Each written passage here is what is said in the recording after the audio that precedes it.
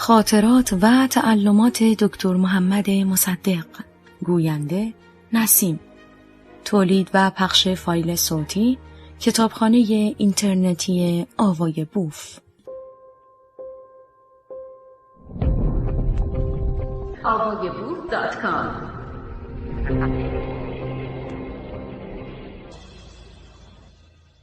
بخش دوم، فصل 4.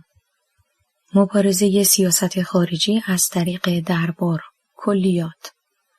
2 چیز سبب شده بود که دربار با نخست وزیری من موافقت نکند. مخالفت من در دوره 5 تقنینیه با ماده واحده راجع به تشکیل حکومت موقتی و موافقتم با پیشنهاد یکی از نمایندگان راجع به نخست وزیری که قرار بود بعد از استعفای اعلی دولتی تشکیل شود که بر اوضاع مسلط باشد و کار نفت به دلخواه شرکت نفت انگلیس و ایران خاتمه پذیرد.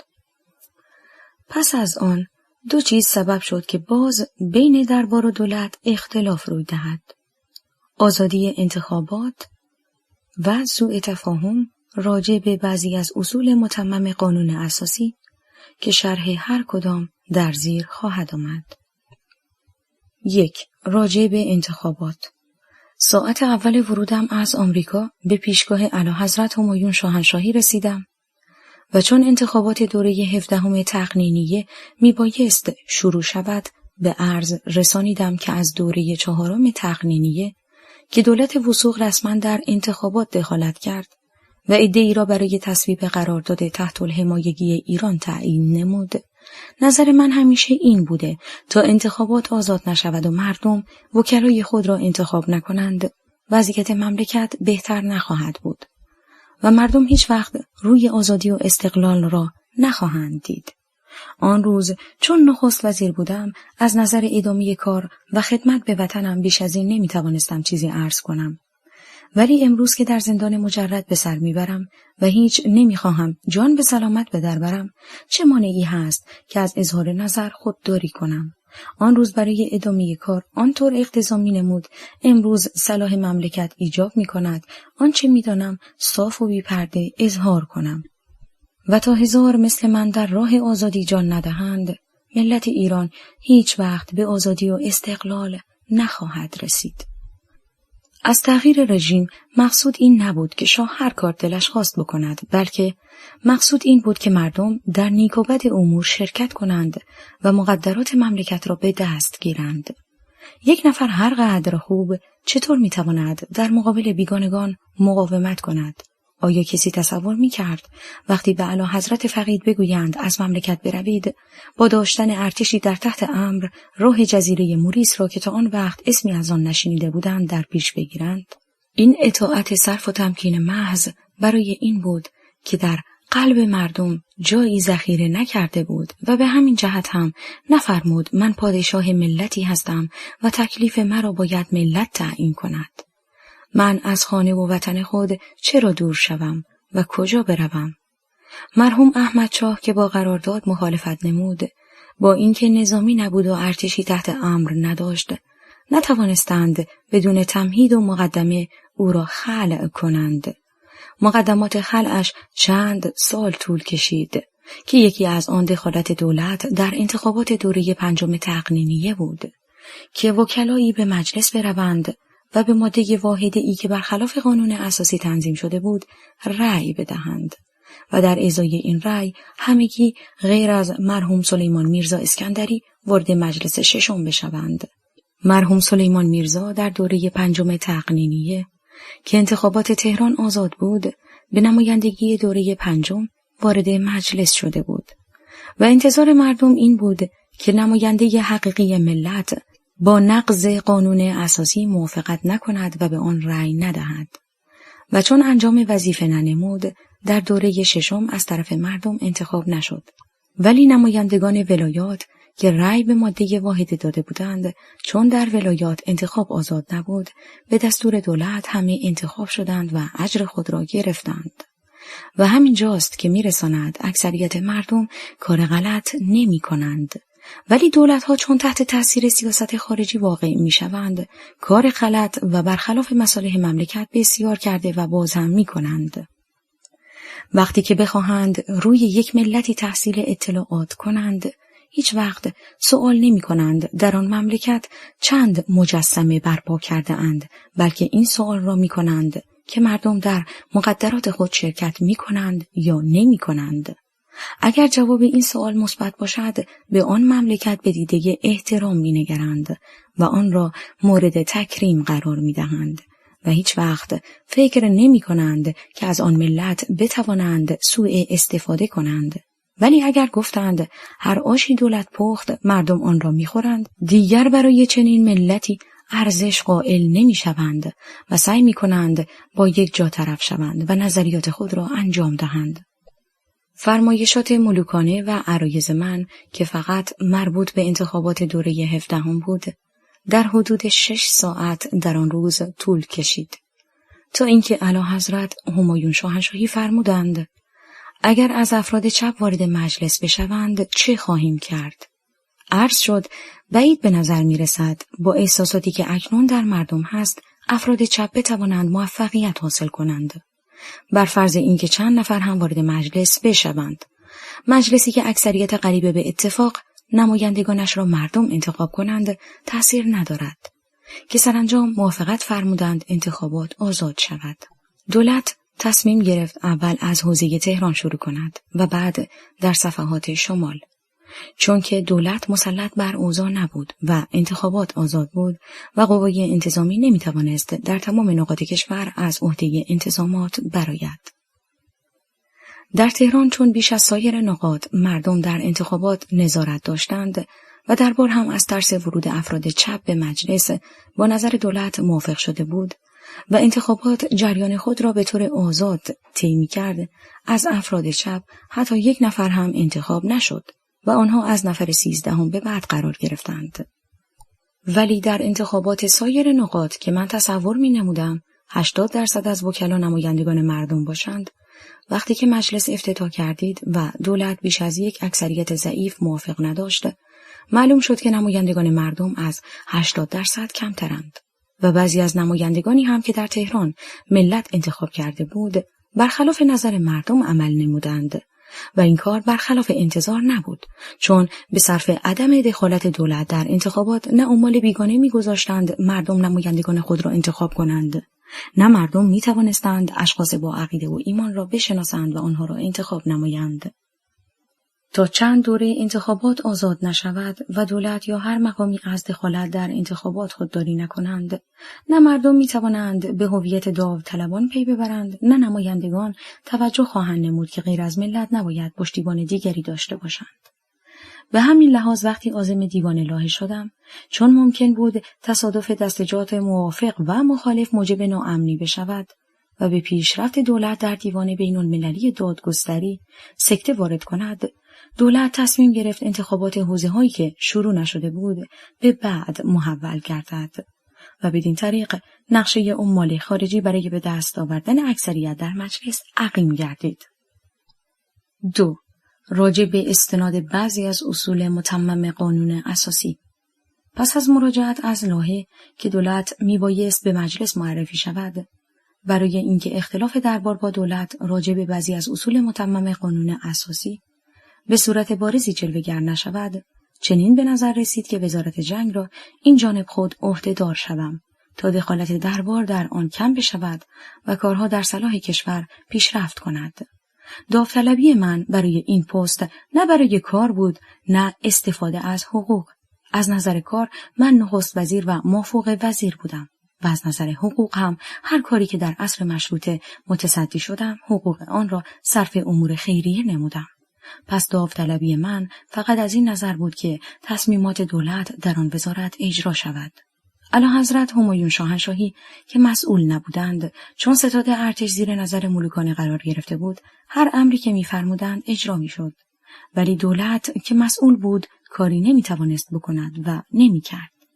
این بود که روز 26 تیر 31 قبل از ظهر که به پیشگاه ملوکانه شرفیاب شدم، این پیشنهاد را نمودم که مورد موافقت قرار نگرفت و اعلیحضرت همایون شاهنشاهی فرمایشاتی به این مضمون فرمودند: پس بگویید من چمدان خود را ببندم و از این مملکت بروم. که چون هیچ وقت حاضر نمی شدم چنین کاری بشود، فوراً استعفا دادم و از جای خود حرکت کردم، ولی اعلیحضرت پشت درب اتاق که بسته بود ایستادند و از خروج من ممانعت فرمودند. این کار مدتی طول کشید. دچار حمله شدم و از حال رفتم و پس از بهبودی حال که اجازه مرخصی دادند، فرمودند تا ساعت 8 بعد از ظهر اگر از من به شما خبری نرسید، آن وقت استعفای خود را کتباً بفرستید و چنانچه برای من پیش آمدی بکند، از شما انتظار مساعدت و همراهی دارم. که عرض شد به اعلیحضرت قسم یاد کردم و به عهد خود وفا دارم. اکنون اعتراف می کنم که راجع به استعفا خطای بزرگی مرتکب شدم. چنانچه قوام السلطنه آن اعلامیه کذایی را نمیداد و با مخالفت صریح مردم مواجه نمیشد و دولت خود را تشکیل میداد و قبل از اینکه دادگاه اعلام رأی کند، دولتین ایران و انگلیس روی این نظر که اختلاف در صلاح دولتین نیست، دعوای خود را از دیوان الهی پس می گرفتند و کار به نفع دولت انگلیس تمام می شد و زحمات هیئت نمایندگی ایران به هدر می رفت.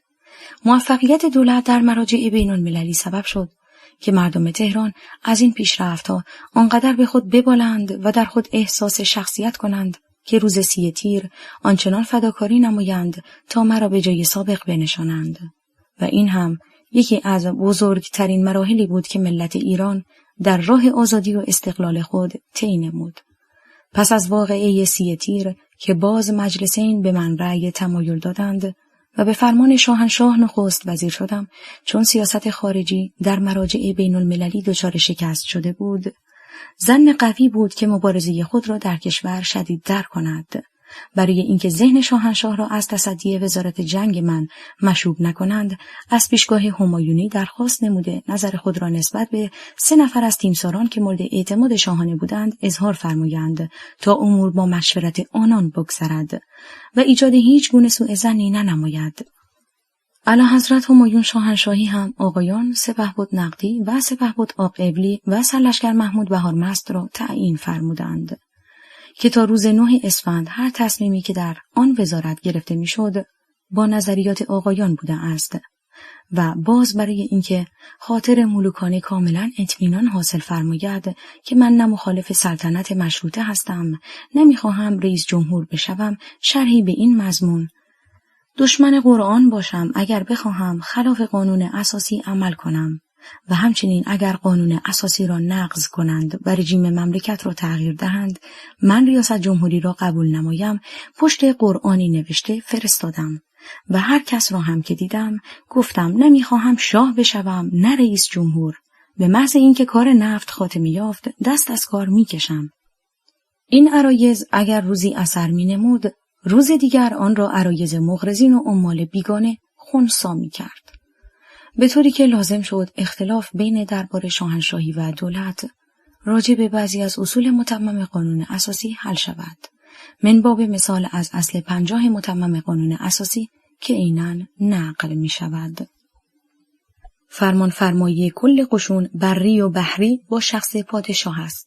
دربار چنین استنباط می نمود که شاهنشاه می توانند به میل و اراده شخص خود وزارت جنگ را اداره فرمایند، در صورتی که نه این اصل و نه اصل 51 متمم که میگوید اعلان جنگ و عقد صلح با پادشاه است، هیچ کدام منفرداً قابل اجرا نیست و باید با اصول دیگری تطبیق شوند. اصل 50 مکملی دارد که اصل 45 متمم است و میگوید کلیه فرامین و دستخطهای پادشاه در امور مملکتی وقتی اجرا می شود که به امضای وزیر مسئول رسیده باشد و مسئول صحت مدلول آن فرمان و دستخط همان وزیر است. و همچنین راجع به اصل 51 متمم که شاه هر وقت خواست اعلان جنگ دهد و هر وقت خواست انعقاد صلح کند، نظر مطلعین به قانون این است: شاه که قادر نیست بدون تصویب مجلس شورای ملی وجوهی از خزانه مملکت برداشت کند، داخل پرانتز اصل 56 متمم، چطور میتواند به میل و اراده شخص خود اعلان جنگ دهد؟ چون که اعلان جنگ مستلزم مخارجی است که باید مجلس شورای ملی آن را تصویب نماید و باز چطور میتواند به میل و اراده خود انعقاد صلح کند؟ چون که انعقاد صلح مستلزم شرایطی است که اجرای آن شرایط مخصوص به یک پادشاه نیست و ملت باید برای همیشه با آن موافقت کند. ذکر این اصول از این جهت بود که معلوم شود معنا و مفهوم مشروطه را از یک اصل قانون اساسی نمیتوان استنباط نمود و قانون اساسی دارای اصولی است که باید آنها را با هم تطبیق کرد و از مجموعشان درک معنا نمود. به عبارت دیگر، اصول مزبور لازم و ملزوم یکدیگرند و به طور منفرد هیچ کدام قابل اجرا نمی باشند. بر فرض اینکه چنین اصولی هم در قانون اساسی نبود، آن وقت میبایست این موضوع مطالعه شود که انتخاب کدام یک در صلاح مملکت و در صلاح شخص پادشاه است که یکی دخالت شاه در امور باشد و دیگری دخالت ملت. هر فرد خیرخواه و بی‌غرض نمیتواند منکر این اصل بشود که یک فرد هر که و هر چه باشد نمیتواند همه کاری بکند که دچار خبط و اشتباه نشود، خصوصا در ممالکی که بیگانگان هر یک به نوبت و بر حسب مقتضیات در امور دخالت می‌کنند و به نفع خود اعمال نفوذ می‌نمایند. یک فرد هر قدر با عقیده و ایمان باشد نمی‌تواند همیشه با خواسته‌های آنها موافقت نکند. تشکیل دولت دیکتاتوری هم که 20 سال به معرض آزمایش قرار گرفت، ثابت نمود که بهترین وسیله برای پیشرفت سیاست بیگانگان در این قبیل ممالک حکومت فردی است، چون که با یک نفر همه چیز را می توانند در میان بگذارند و او را هم طوری اداره نمایند که هر وقت خواست کمترین تمردی بکند به یکی از جزایر اقیانوس تبعیدش کنند. به طور خلاصه هر کسی را بخواهند وارد مجلس کنند و هر کس را بخواهند متصدی کار نمایند و هرچه بخواهند از چنین مجلس و دولت بگیرند. اگر دولت دیکتاتوری تشکیل نشده بود، قرارداد دارسی تمدید نمیشد. چنانچه آن مجلس نبود، قرارداد 1933 به تصویب نمی رسید. پس خیر مملکت و خیر پادشاه در این است که نمایندگان مجلس این را مردم انتخاب کنند تا مرهون سیاست خارجی نباشند. چون دست خارجی در کار بود، رفع اختلاف نشد و کار به مجلس شورای ملی کشید.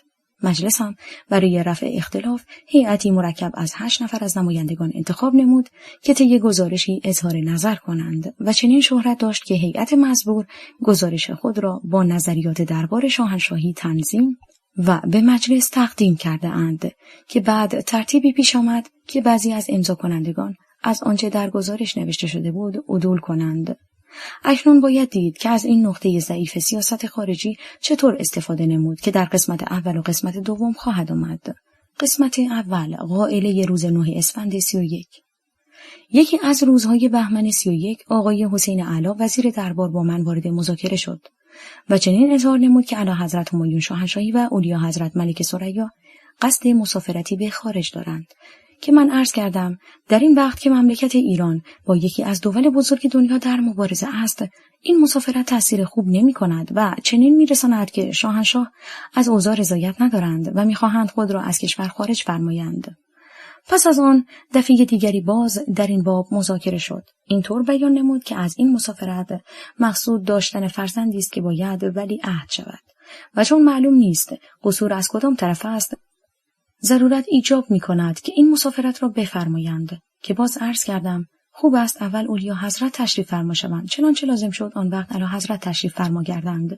در این اثنا دربار عده‌ای از نمایندگان موافق دولت را دعوت کرده بود که از آنجا به خانه من آمدند و معلوم نشد برای چه موضوعی دعوت شدند. چنانچه موضوعی هم داشت اکنون به خاطر ندارم و فقط می توانم عرض کنم که از توقفشان در خانه من چیزی نگذشت که آقای دکتر معظمی را که جزو آن عده بودند از دربار پای تلفن خواستند و بعد که آمدند با یکی 2 نفر از نزدیکان خود در جلسه نجوا نمودند که موجب کنجکاوی سایرین قرار گرفت، تا اینکه بعد همه دانستند تلفن مربوط به مسافرت محرمانه است که شاهنشاه می‌خواهند به خارج از مملکت بفرمایند و تا حرکت نفرموده اند باید مطلقاً مستور بماند. آقایان وزیر دربار و والاتبار هم می‌آیند که با نخست وزیر در این باب مذاکره نمایند که طولی نکشید آمدند و آقایان نمایندگان به اتاق دیگر رفتند و آنچه آقای دکتر معظمی گفته بودند آقایان هم به قید استتار بیان کردند و قرار شد که روز بعد یعنی سه‌شنبه 5 اسفند این جانب به پیشگاه ملوکان تشرف حاصل کنم و اوامر ملوکانه را در خصوص این مسافرت اصغا نمایم. من در آن شب هر وقت از خواب بیدار می شدم در این باب فکر می کردم اگر این مسافرت محرمانه است چرا با تلفن خبر ندادند و چنانچه باید مستور بماند چرا قبل از شرفیابی من 10 نفر از آن مستحضر شدند. سه‌شنبه 5 اسفند برای اصغای اوامر ملوکانه شرفیاب شدم و فرمایشات شاهانه را شنیدم که خلاصه این بود. فرمودند ناچارم مسافرتی بکنم و صلاح مملکت را هم در این می‌دانم که من باز نظریات خود را به عرض رسانیدم ولی مؤثر واقع نگردید. سپس فرمودند چون می‌خواهم کسی از آن مطلع نشود از مسافرت با طیاره صرف نظر می‌کنم. از تهران با اتومبیل به مقصد رامسر می‌روم و از این راه خط سیر را تغییر می‌دهم و از طریق کرمانشاه وارد عراق می‌شوم. وزیر کشور هم باید تا سرحد در التزام باشد که من دیگر چیزی عرض ننمودم و از پیشگاه ملوکانه مرخص شدم. پنجشنبه 7 اسفند آقای وزیر دربار در خصوص تهیه اسعار خارجی و شنبه 9 ساعت 8 باز راجع به گذرنامه ملتزمین موکب همایونی با من مذاکره نمودند که قرار شد تا ظهر حاضر شود و این جانب نیز ساعت 13:01 برای صرف نهار تشرف حاصل کنم و ساعت 14:01 هم آقایان وزرا حضور به هم رسانند که موقع حرکت مراسم تشریفات به عمل آورند. پنجشنبه 7 اسفند آقای وزیر دربار در خصوص تهیه اسعار خارجی و شنبه 9 ساعت 8 باز راجع به گذرنامه ملتزمین موکب همایونی با من مذاکره نمودند که قرار شد تا ظهر حاضر شود و این جانب نیز ساعت 13:01 برای صرف نهار تشرف حاصل کنم و ساعت 14:01 هم آقایان وزرا حضور به هم رسانند که موقع حرکت مراسم تشریفات به عمل آورند. بعد از این مذاکرات رئیس ستاد ارتش، رئیس اداره کل شهربانی و فرماندار نظامی تهران را خواستم و با هر کدام که زودتر آمده بودند راجع به انتظامات اطراف کاخ سلطنتی و خط سیر ملوکانه مذاکره نمودم و دستورهای لازم دادم که حادثه ای روی ندهد و اشخاص ناشناس نتوانند خود را به آن حدود برسانند و من باب احتیاط رئیس کلانتری ناحیه 1 را هم خواستم برای تشریف فرمایی اعلیحضرت و نسبت به خانه و خط سیر خود نیز تأکیدات لازم نمودم. مشغول این دستورات بودم که یکی از علمای روز 9 اسفند با تلفن از من سوال نمود: آیا اعلیحضرت می‌خواهند مسافرتی به خارج بفرمایند؟ اگر می‌گفتم نه، برخلاف حقیقت بود و چنانچه می‌گفتم بلی، مخالف امر شاهنشاه شده بود که می‌خواستند حتی با طیاره تشریف فرما نشوند تا کسی از مسافرت اطلاع حاصل ننماید. این بود که گفتم همچون می‌گویند. سپس گفت چرا مانع نمی‌شوید؟ گفتم اظهار عدم موافقت شده، شما هم اقدام کنید شاید مؤثر واقع شود. پس از آن آقای وزیر دربار با تلفن صحبت نمودند و بعد گوشی را به اعلیحضرت همایون شاهنشاهی دادند که فرمودند شما به جای ساعت 13:01 ظهر بیایید که حسب الامر قریب ظهر از خانه حرکت کردم و به آقایان وزرا هم که آمده بودند گفتم هر وقت گذرنامه‌های ملتزمین جریان خود را طی نموده و حاضر گردید برای انجام مراسم تشریفات در کاخ حضور به هم رسانند. مقارن ظهر وارد کاخ شدم و مرا به تالار بزرگ هدایت کردند. پس از آن اعلیحضرتین تشریف آوردند و شاهنشاه فرمودند که هیئت رئیسه مجلس آمده اند از حرکت من ممانعت کنند که به عرض رسانیدم کار صحیحی کرده اند. خوب است به عرض هیئت توجه فرموده و از این مسافرت صرف نظر فرمایند. سپس برای ملاقات هیئت رئیسه مجلس از تالار خارج شدند و من در حضور اولیا حضرت ماندم تا اعلیحضرت مجددا تشریف آوردند و معلوم شد به عرایض هیئت توجه نفرمودند و تصمیم خود را تغییر ندادند. در این اثنا پاکتی به قید فوریت از تلفنچی خانه من رسید که نوشته بود سفیر کبیر آمریکا می‌خواهند با شما فوراً ملاقات کنند که عیناً از لحاظ ملوکانه گذشت و با اینکه تصور می‌کردم تا ملاقات من با سفیر حرکت شاهنشاه به تأخیر خواهد افتاد مورد توجه واقع نشد و فرمودند برادرانم تا امروز از حرکت من اطلاع نداشتند و اکنون آمده اند مرا ببینند.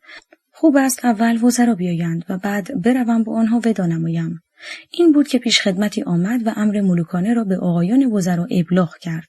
همگی شرف یاب شدند. ابتدا اعلیحضرت فرمایشاتی راجع به لزوم مسافرت فرمودند و بعد این جانب آمال و آرزوی همه را در سلامت و مراجعت ذات ملوکانه به عرض رسانیدم. پس از آن شاهنشاه از تالار خارج و وارد سرسرا شدند که ما هم تبعیت نمودیم و ورودمان در سراسر مصادف شد با ورود علمای 9 اسفند که آنها ما را ندیدند و به اتاق انتظاری که نزدیک در ورودی واقع است هدایت شدند. اعلیحضرت هم برای ودا با والا حضرتان از سرسرا به طبقه فوقانی تشریف فرما شدند و ما در آنجا بلا تکلیف ماندیم. بلا تکلیف از این جهت که آقای وزیر دربار گفته بودند موقع حرکت شاهنشاه آقایان وزیران باشند و تشریفاتی به عمل آورند. ولی از فرمایشات ملوکانه چیزی در این باب استنباط ننمودم و چون مطلب میبایست روشن شود و کاری برخلاف مقررات صورت نگیرد، توسط آقای هرمز پیرنیا که با ما در سرسرا بود کسب تکلیف شد. ایشان رفت به عرض رسانید و در مراجعت امر ملوکانه را ابلاغ نمود و معلوم شد با هیچ کدام فرمایشی ندارند. دیگر چون توقف ما در کاخ مورد نداشت و من می‌خواستم سفیر کبیر آمریکا را ملاقات کنم، از همه زودتر از امارت خارج شدم و هنوز چند قدم مانده بود که به در برسم که از پشت دیوار غوغا و صوت ناهنجار به گوشم رسید و تعجب کردم. با آن همه تأکید که به قوای انتظامی شده بود چطور عده‌ای توانستند خود را به آنجا برسانند و به من هم در این باب گزارشی ندادند.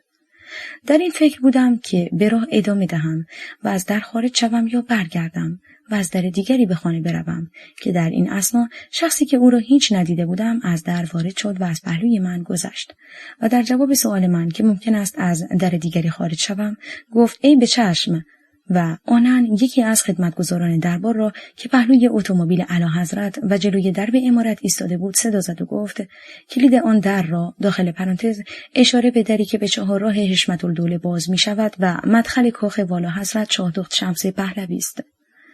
بیار. کلید را آورد و در را باز کرد. آن وقت فهمیدم که آن شخص آقای امیر صادقی شوفر اعلیحضرت است که مرا به آنجا راهنمایی کرده و کسی را هم فرستاد اتومبیل مرا که مقابل درب کاخ اختصاصی بود به آنجا بیاورند. وقتی که می‌خواستم سوار شوم عده‌ای را که از در پایین می‌آمدند دیدم، ولی قبل از اینکه برسند حرکت نمودم. فقط 2 یا 3 نفر رسیده بودند و از آنجا هم تا به خانه که بیش از 150 قدم فاصله نداشت رسیدم و راجع به آن افراد که تحقیقات نمودم گفتند برای این آمده‌اند که درخواست کنند اعلیحضرت همایون شاهنشاهی از حرکت منصرف شوند. طرف عصر که جمعیت به خانه من آمد معلوم شد اگر دم در نبودم و بلافاصله پس از ورود اتومبیل حرکت نمی نمودم جمعیت می رسید و کسانی که مأموریت داشتند کارم را می ساختند. از ورودم به خانه چیزی نگذشت که آقای هندرسن سفیر کبیر مثل همیشه با آقای علی پاشا صالح آمدند و آقای سفیر مطلبی که محتاج به ملاقات باشد نداشت. دستوری که به کلانتری داده بودم سبب شده بود که عده‌ای پاسبان سمت شمال چهارراه حشمت الدوله که مدخل خیابان کاخ است بگذارند که از عبور جمعیت به طرف خانه من ممانعت کنند. جمعیت هم که عنوانی نداشت به هیئت اجتماع عبور کند آنجا ایستاد تا والا حضرت شاهپور حمیدرضا از در خارج شد و پرسید توقف این افراد در اینجا برای چیست که عرض می‌کنند مردم می‌خواهند به خیابان کاخ بروند. پاسبانان ممانعت می‌نمایند، سپس می‌فرمایند مردم آزادند هر کجا که می‌خواهند عبور کنند. این بود که پاسبانان متفرق شدند و جمعیت توانست خود را مقابل خانه من برساند. نظر به اینکه خانه من دری داشت آهنی که آسان باز نمی‌شد و عده‌ای نظامی هم از خانه و شخص من حفاظت می‌نمودند، یکی از افراد که می‌خواست از درخت چنار خیابان بالا برود و از آنجا به خانه پسرم که با خانه من ارتباط داشت بیاید و جمعیت را هدایت نماید از درخت بالا می‌رود و چاقویی که در دست داشت به کلفت پسرم که در ایوان طبقه دوم عمارت ایستاده بود نشان می‌دهد و می‌گوید با این چاقو کار تو و دکتر مصدق را خواهم ساخت، که وقتی خواست خود را از درخت به ایوان پرت کند به خیابان افتاد. قدسی عروس من از دری که بین 2 خانه بود آمد و آنقدر ترسیده بود که نمیتوانست روی پا بایستد. پس از آن احمد پسرم آمد و گفت جمعیت برای کشتن شما آمده است. اگر شما از اینجا بروید ممکن است متفرق شوند و اهل خانه و کارمندان نخست وزیری که اینجا هستند جان به سلامت در برند.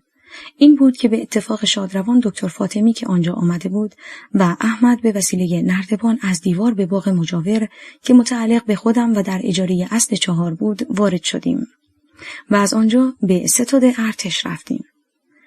پس از خروج من از خانه، اتومبیل جیب بهداری ارتش که به کمک جمعیت آمده بود به حرکت درآمد و با چند ضربه به در آن را باز کرد. ولی به واسطه شلیک نظامیان کسی وارد خانه نشد و 2 چیز ممکن است سبب شده باشد که نتوانستند وارد خانه شوند. یکی این بود که در متصل به حیاط نبود که افراد بتوانند یک مرتبه وارد حیاط بشوند و از یکدیگر متفرق گردند، چون که در به کوچه‌ای باز میشد که در حدود 20 گز طول داشت و افراد میبایست از کوچه عبور کنند و مدخل حیاط هم آخر کوچه بود که نظامیان در آنجا شلیک می‌نمودند و عده زیادی به هلاکت می‌رسیدند.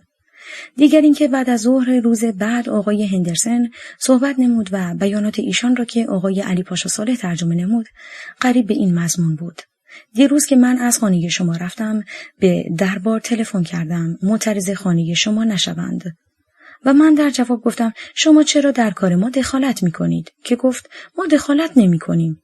گفتم همین تلفنی که کرده اید دخالت در امور این کشور می باشد.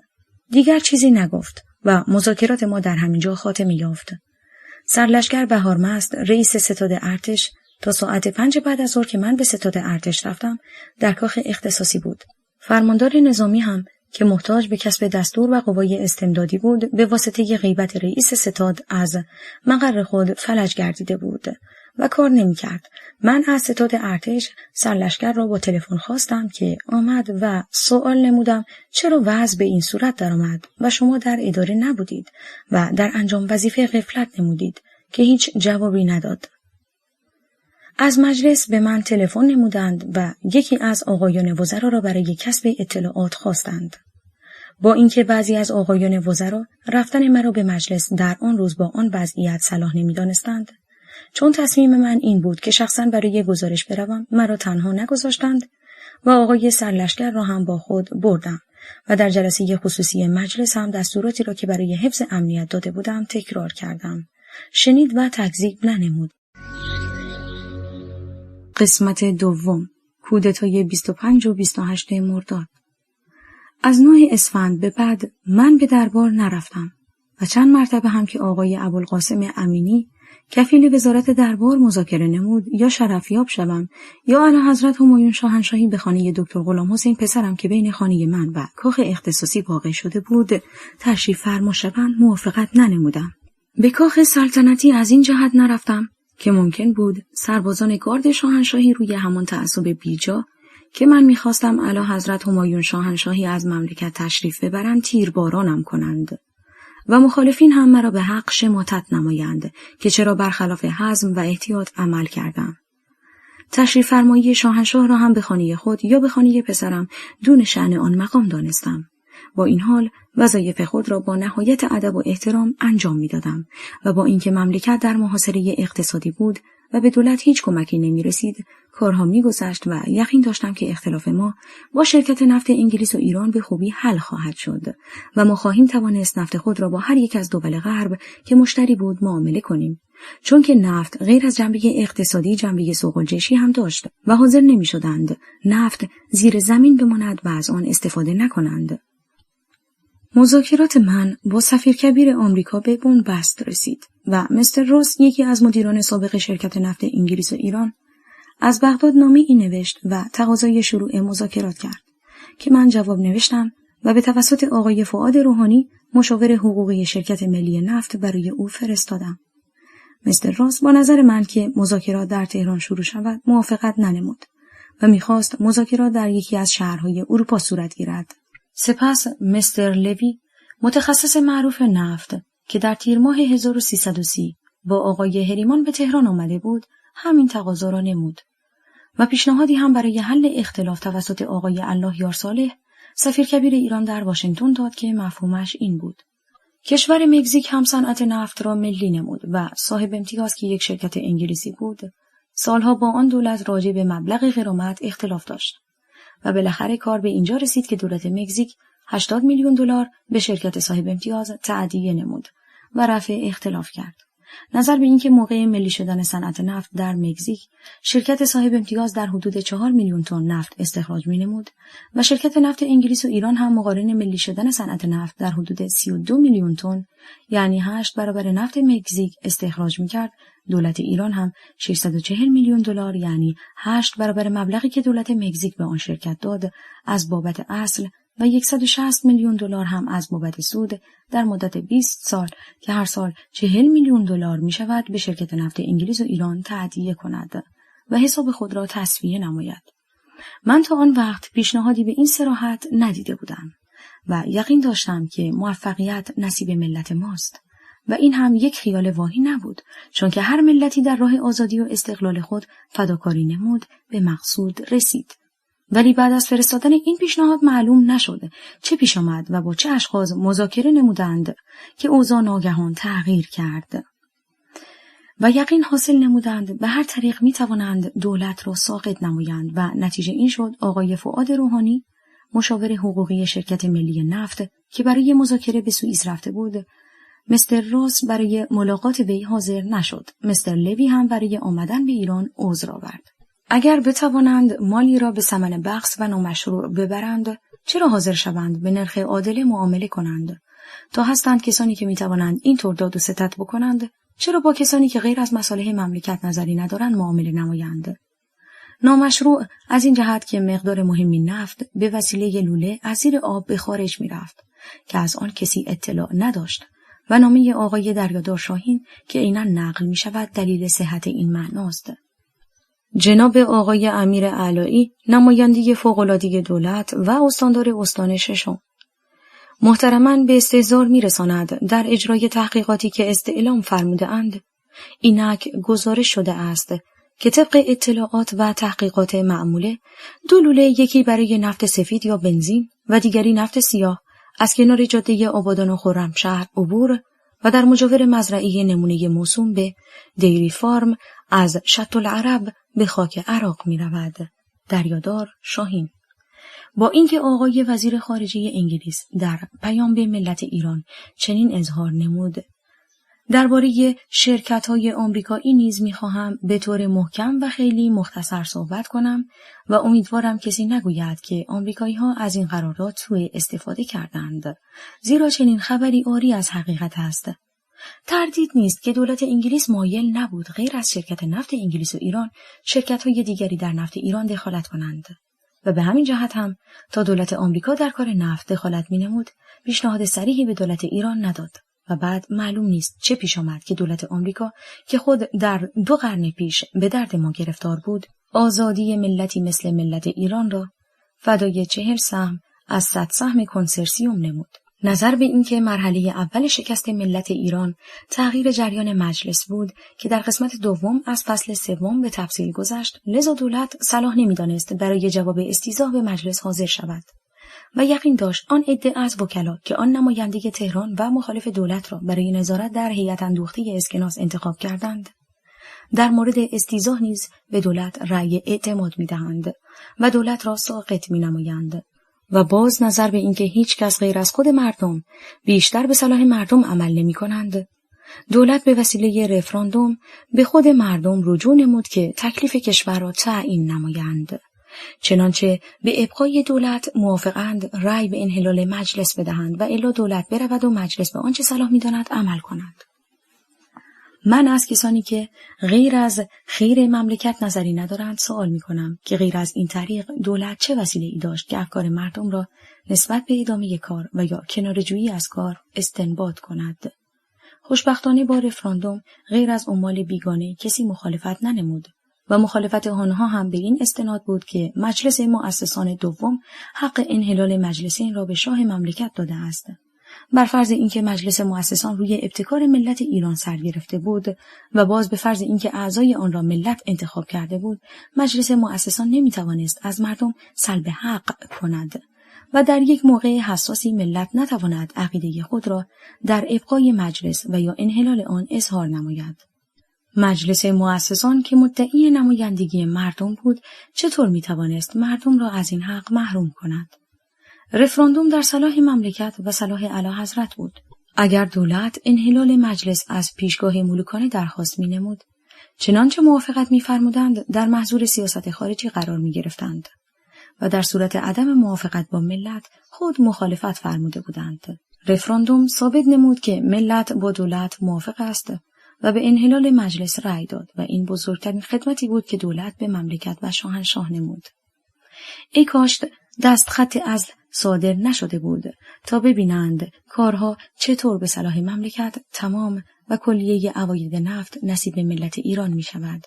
چنانچه تصور می نمودند دولت موفق نمی شود باید صبر می کردند تا دولت خود اظهار عجز کند. عزل دولت که با یکی از دول بزرگ دنیا در مبارزه بود و حتی از گرفتن 214 پنس هم مایوس شده بود. داخل پرانتز نطق وزیر خارجه انگلیس در آخر این لایحه هیچ معنا نداشت جز اینکه مبارزه به فتح آن دولت و شکست ملت ایران تمام شود. و من باز تکرار می کنم اگر کوچکترین احتمالی در عدم موفقیت می دادم بهترین بهانه برای کناره‌جویی از کار همان دستخط شاهانه بود.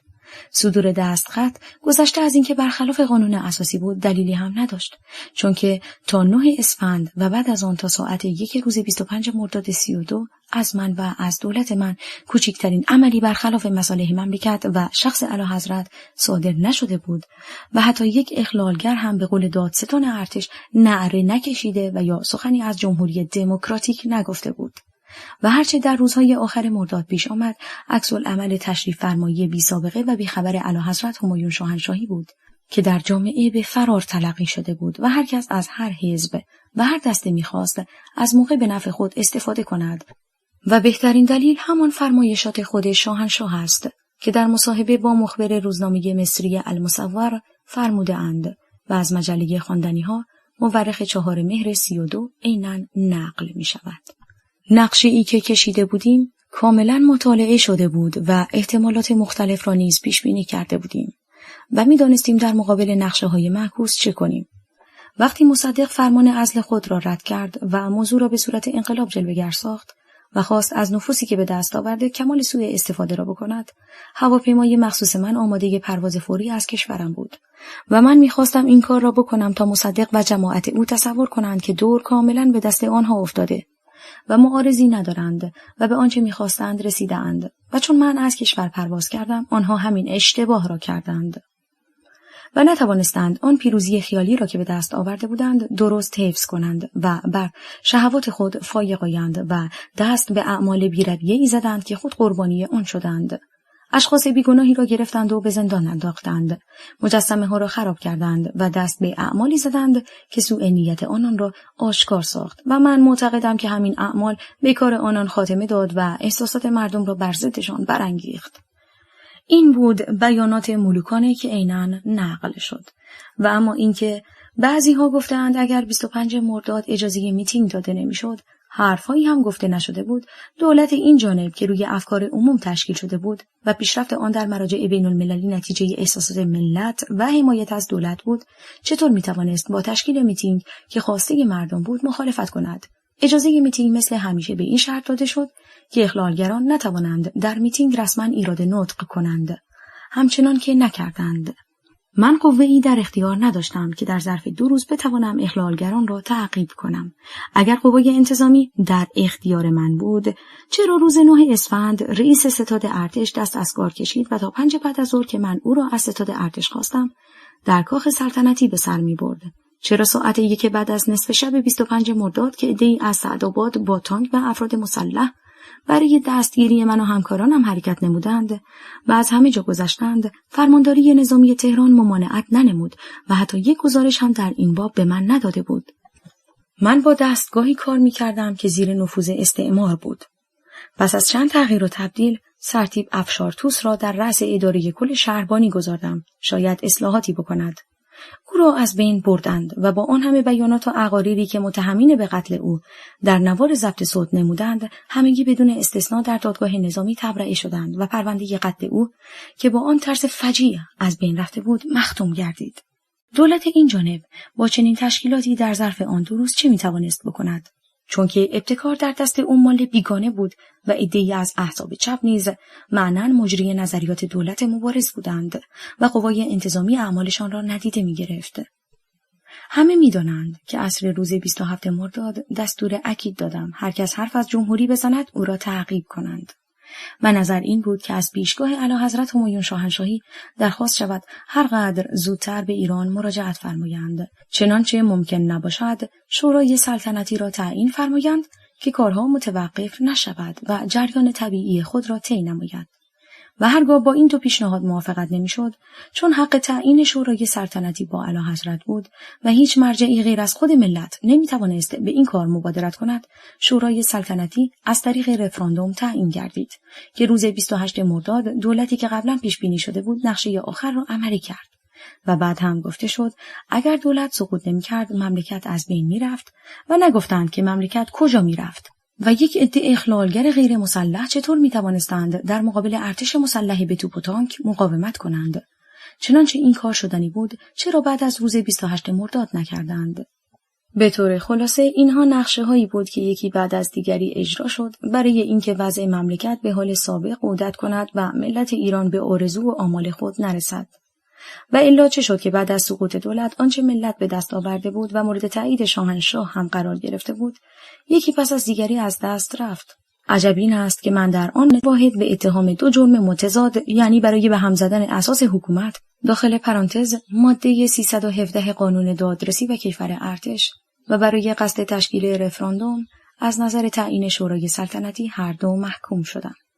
من نه فقط در مجلس 14 و 16 بلکه از دوره 9 تقنینیه که قرارداد 1933 منعقد شد با امتیاز نفت مخالف بودم و یقین داشتم که با استفاده بیگانگان از معادن نفت ملت ایران هیچ وقت روی آزادی و استقلال را نخواهد دید و روی همین عقیده بود که با حضور قشون دولت اتحاد جماهیر شوروی در ایران و عده‌ای از افراد حزب توده در مجلس 14 طرح تحریم امتیاز نفت را به مجلس دادم و جدیت نمودم تا در همان جلسه به تصویب رسید و به استناد همان قانون تحریم امتیاز بود که مجلس 15 توانست قرار شرکت مختلط نفت را رد کند و برای جلوگیری از سوء تفاهم بین المللی دولت را مأمور نماید که حقوق ملت را از شرکت نفت انگلیس و ایران استیفا نماید. اگر در آن روز این کار صورت نمی گرفت، صنعت نفت در سراسر کشور ملی نمی شد. ملت ایران نمی توانست با دو دولت قوی که نفع مشترک داشتند مبارزه کند و روی همین رقابت بود که دولت توانست در جنوب از شرکت نفت انگلیس و ایران و در شمال از شرکت شیرات خلعیت نماید. من نه فقط با جمهوری دموکراتیک بلکه با هر رقم دیگر آن هم موافق نبودم، چون که تغییر رژیم موجب ترقی ملت نمی شود و تا ملتی دانا و رجالی توانا نباشند کار مملکت به همین منوال خواهد گذشت. چه بسیار ممالکی که رژیمشان جمهوری است ولی آزادی ندارند و چه بسیار ممالکی که سلطنت مشروطه دارند و از آزادی و استقلال کامل بهره مندند. برای من و کسانی مثل من بیگانه است در هر مرام و مسلکی که باشد. ولی چه میتوان کرد که هر دسته از اعمال بیگانه میخواهند ارباب خود را به این مملکت مسلط کنند و کسانی مثل من را از بین ببرند. تا اینجا لازم بود که من از خود دفاع کنم و با ادله و قرائن بیشماری ثابت نمایم که نمیخواستم ترتیب وراثت تخت و تاج را تغییر دهم، نه رژیم مشروطه را به جمهوری، آن هم جمهوری دموکراتیک تبدیل نمایم. و اما کسانی که با عملیات سال اول من موافق بودند و آنچه واقع شده بود خواسته ملت می‌دانستند، چه شد که بعد از سقوط دولت آن عملیات را تعقیب ننمودند و آنچه کردند مخالف آنچه بود که گفتند؟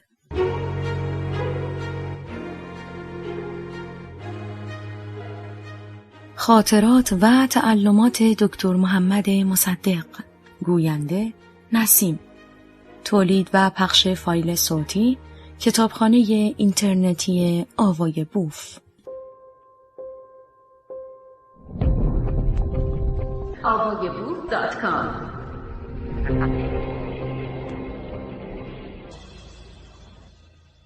بخش دوم، فصل 5.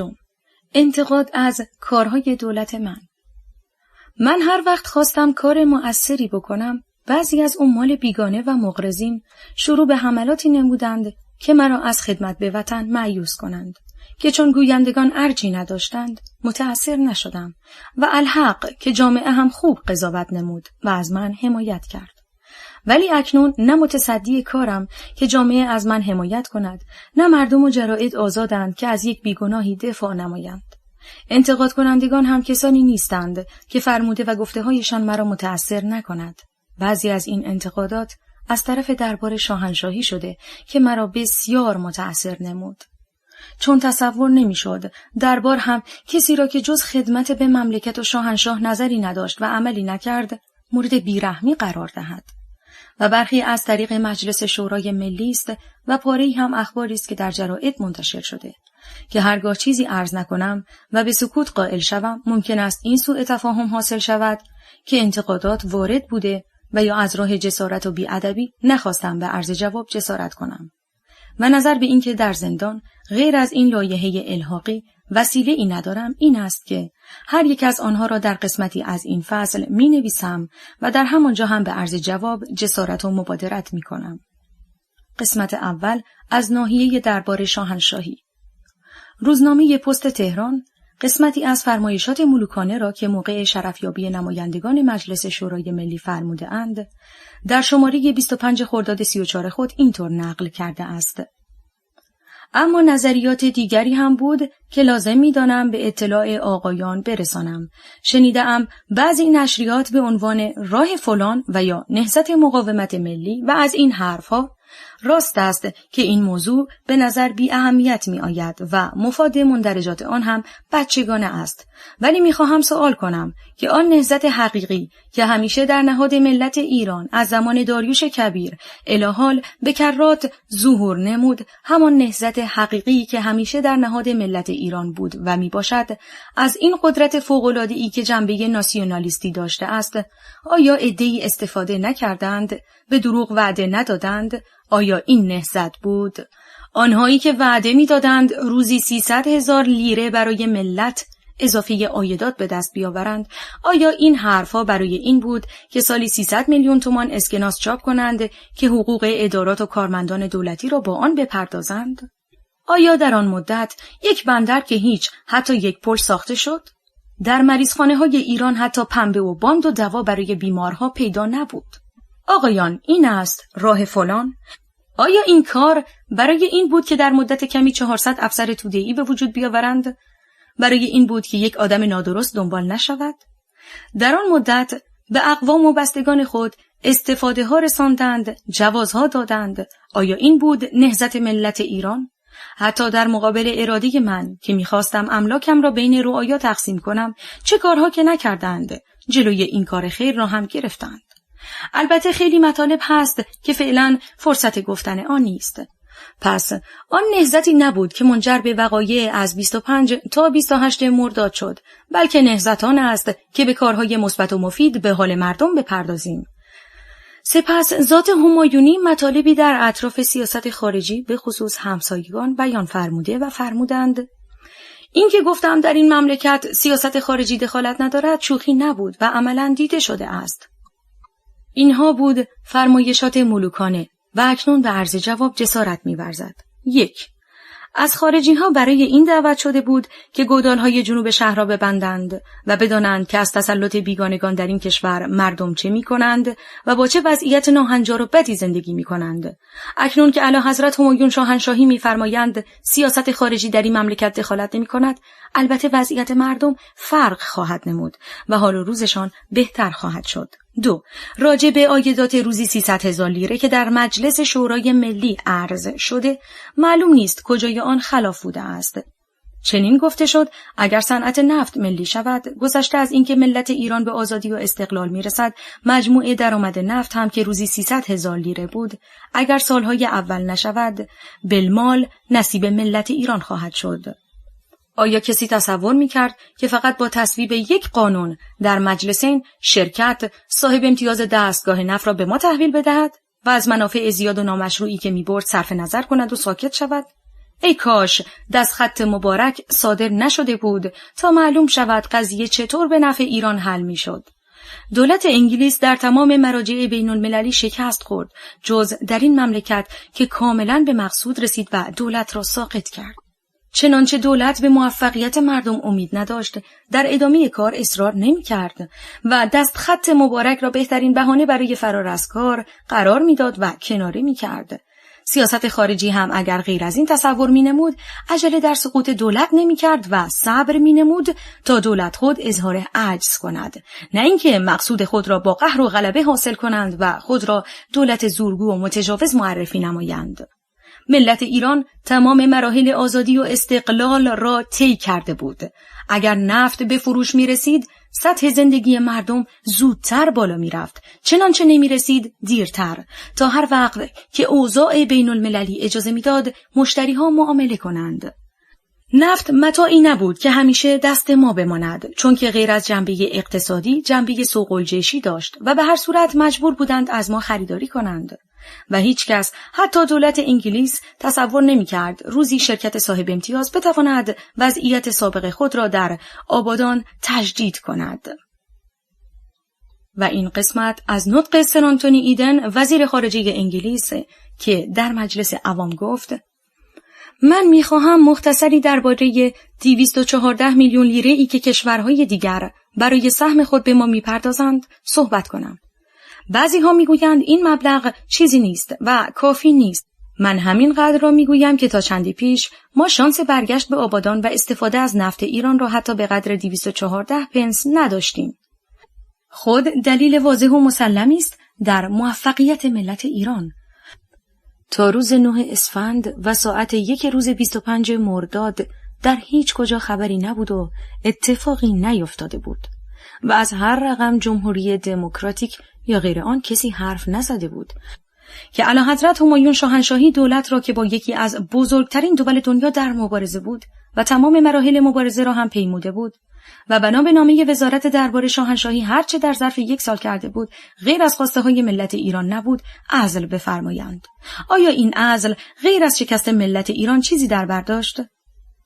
تا این قسمت از مصاحبه شاهنشاه با مخبر روزنامه مصری المصور منتشر نشده بود، هواپیمای مخصوص من آماده پروازی فوری از کشور بود و من می‌خواستم این کار را بکنم تا مصدق و جماعت او تصور کنند که دور کاملا به دست آنها افتاده و معارضی ندارند و به آنچه می‌خواستند رسیدند و چون من از کشور پرواز کردم آنها همین اشتباه را کردند.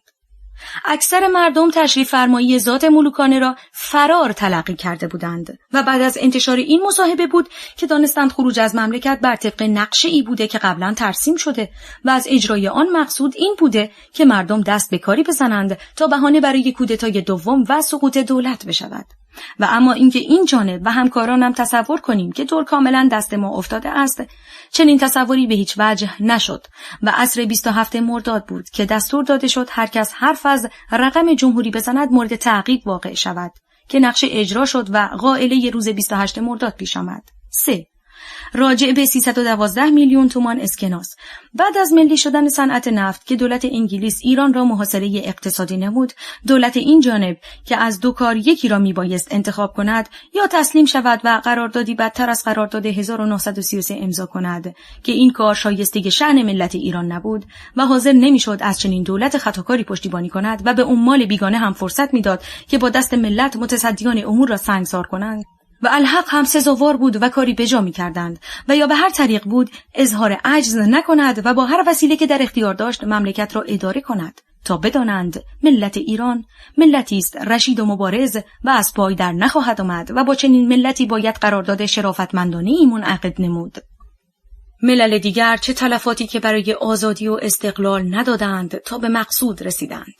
برای ملت ایران از این چه بهتر و گواراتر که توانست با یک خروار کاغذ متجاوز از 2 سال بدون کمک بیگانگان که برخلاف حقیقت آن را کمک بلاعوض میگویند استقلال خود را حفظ کند و از دست ندهد. برخلاف حقیقت از این جهت مالیاتی که در مدت قلیل روی نفت ایران کنسرسیوم به دولت‌های مطبوعه می‌دهد از این کمک‌ها بیشتر است.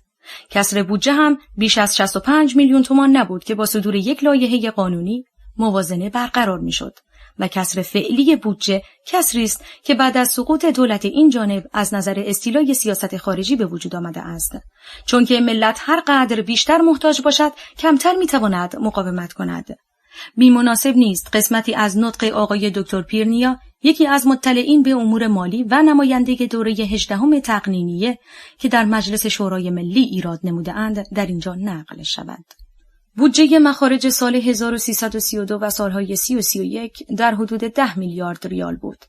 پیشنهاد 17 میلیارد ریال برای سال 33 چه موجبی دارد؟ آیا تنظیم چنین بودجه‌ای تعبیر به اینکه دولت ایران برای تأمین کسر بودجه احتیاج به دریافت کمک از خارج دارد نخواهد شد؟ آیا تنظیم چنین بودجه‌ای لطمه به مذاکرات دولت با شرکت‌های نفت نزده؟ و شدت احتیاج دولت به پول موفقیت او را در مقابل این شرکت‌ها تضعیف نخواهد کرد و دولت را در سیاست خارجی ضعیف جلوه نخواهد داد؟ بودجه‌ای که خدمت آقایان پیشنهاد شده است، درآمدش 800 میلیون تومان و مخارجش 2000 میلیون تومان است. کسر بودجه آن 1200 میلیون تومان است، برخلاف 600 میلیون تومان که جناب آقای وزیر دارایی فرمودند و هیچ وقت ملت ایران نخواهد توانست از زیر بار این بودجه قد علم کند و در طریق نیل به هدفها و آمال ملی خودش قدم بردارد.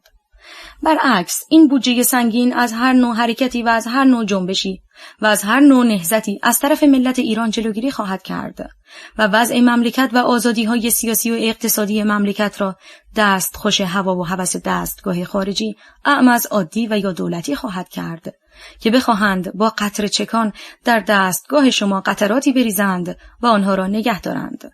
دولت هم باید از این افکار استفاده کند، نه اینکه یک بار سنگین را درست کند و بیاورد بگذارد روی دوش مردم، برای اینکه زیر بار سنگین اینها از هر جنبشی، از هر حرکتی و از هر اظهار وجودی محروم بشوند. مدت 2 سال و 3 ماه و 15 روز که این جانب افتخار خدمتگزاری داشتم، غیر از عواید جاری مملکت 553 میلیون تومان به خزانه دولت رسید که مساوی است با 80 میلیون دلار. چنانچه مبلغ مزبور را با 100 میلیون دلار دریافتی دولت بعد در مدت 1 سال، یعنی از 28 مرداد 32 تا 13 مرداد 33 که سر آنتونی ایدن وزیر خارجه انگلیس در پیام خود به ملت ایران گفته است مقایسه کنیم، معلوم خواهد شد که دولت این جانب با چه صحت عمل و صرفه‌جویی توانست مملکت را اداره کند و اکنون به جای قدردانی مورد اعتراض قرار گرفته است. قبل از حرکت به آمریکا از اعتبار مخارج سری دولت فقط یک تصویبنامه به مبلغ 20,000 تومان از هیئت وزیران صادر شد که زیر نظر آقای امیر اعلایی وزیر دادگستری و این جانب به مصرف خرج برسد که 7,000 تومان از آن به مصرف رسید و چون ظن قوی بود که در دیوان بین المللی دادگستری محکوم شویم و این جانب دیگر به ایران مراجعت نکنم، موقع حرکت به لاهه مبلغ مزبور را از کیسه خود به حسابداری نخست وزیر پرداختم و تصویبنامه باطل گردید و اکنون افتخار می‌کنم به شرف عرض برسانم که در تمام مدت تصدی دولت این جانب از اعتبار سری دولت دیناری استفاده نشده است. 4. و اما اینکه دولت این جانب یک بندر و حتی یک پل نساخت به عرض می‌رساند که از تشکیل آن دولت مقصود این نبود که پل و بندر ساخته شود. دولت این جانب روی احساسات و افکار عمومی تشکیل شده بود و هدف ملت این بود که به آزادی و استقلال برسد و مقدرات مملکت را خود در دست بگیرد و کارهایی بزرگتر از ساختن پل و بندر انجام دهد و از ساخته نشدن پل و بندر هم کسی شکایت نکرده است. با این حال کارها جریان طبیعی خود را طی می‌کرد و یک کسر بودجه در حدود 1 میلیارد تومان یا از آن کمتر هم برای مملکت درست نشد تا دست تکدی دولت‌ها در مقابل اجانب دراز شود و ملت ایران نتواند هیچ وقت دم از آزادی و استقلال بزند و همیشه در قید بندگی و اسارت بماند. در دولت این جانب صادرات بدون نفت مملکت با واردات توازن پیدا نمود که هیچ وقت سابقه نداشت، ولی بعد به واسطه دخالت بیگانگان در امور کشور این توازن از دست رفت، به طوری که در سال 1333 واردات مملکت 700 میلیون تومان بر صادرات فزونی داشته است. 5. راجع به بیمارستان‌ها که نه پنبه داشتند نه دوا، وضع آنها با سابق فرق نکرده بود، با این فرق که آن وقت در سایه آزادی مردم می توانستند از معایب حرف بزنند و از اعمال دولت انتقاد کنند. ولی اکنون با این کمک هایی که از خارج شده وضعیت به طور سابق باقی است و مردم به واسطه اختناق نمی توانند کوچکترین انتقاد بکنند. 6. اینکه فرمایش فرمودند آیا این کار برای این بود که در مدت کمی 400 افسر توده‌ای به وجود آورند؟ برای این بود که یک آدم نادرست دنبال نشود؟ به شرف عرض می‌رساند که تشکیلات حزب توده از آن وقت نزج گرفت که متفقین وارد ایران شدند و علت این بود که ملت ایران را به حساب نمی آوردند و در این مملکت دو سیاست با هم رقابت داشتند. یکی برای انجام مقصود قوای مملکتی را در دست گرفته بود و دیگری آن دسته از مردمی را که تمایل به مسلک چپ داشتند. و اما اینکه در زمان تصدی این جانب 400 افسر به حزب توده وارد شده باشند، چون اسامی افسران و تاریخ ورودشان به حزب تاکنون منتشر نشده، نمیتواند در این باب چیزی به عرض برساند.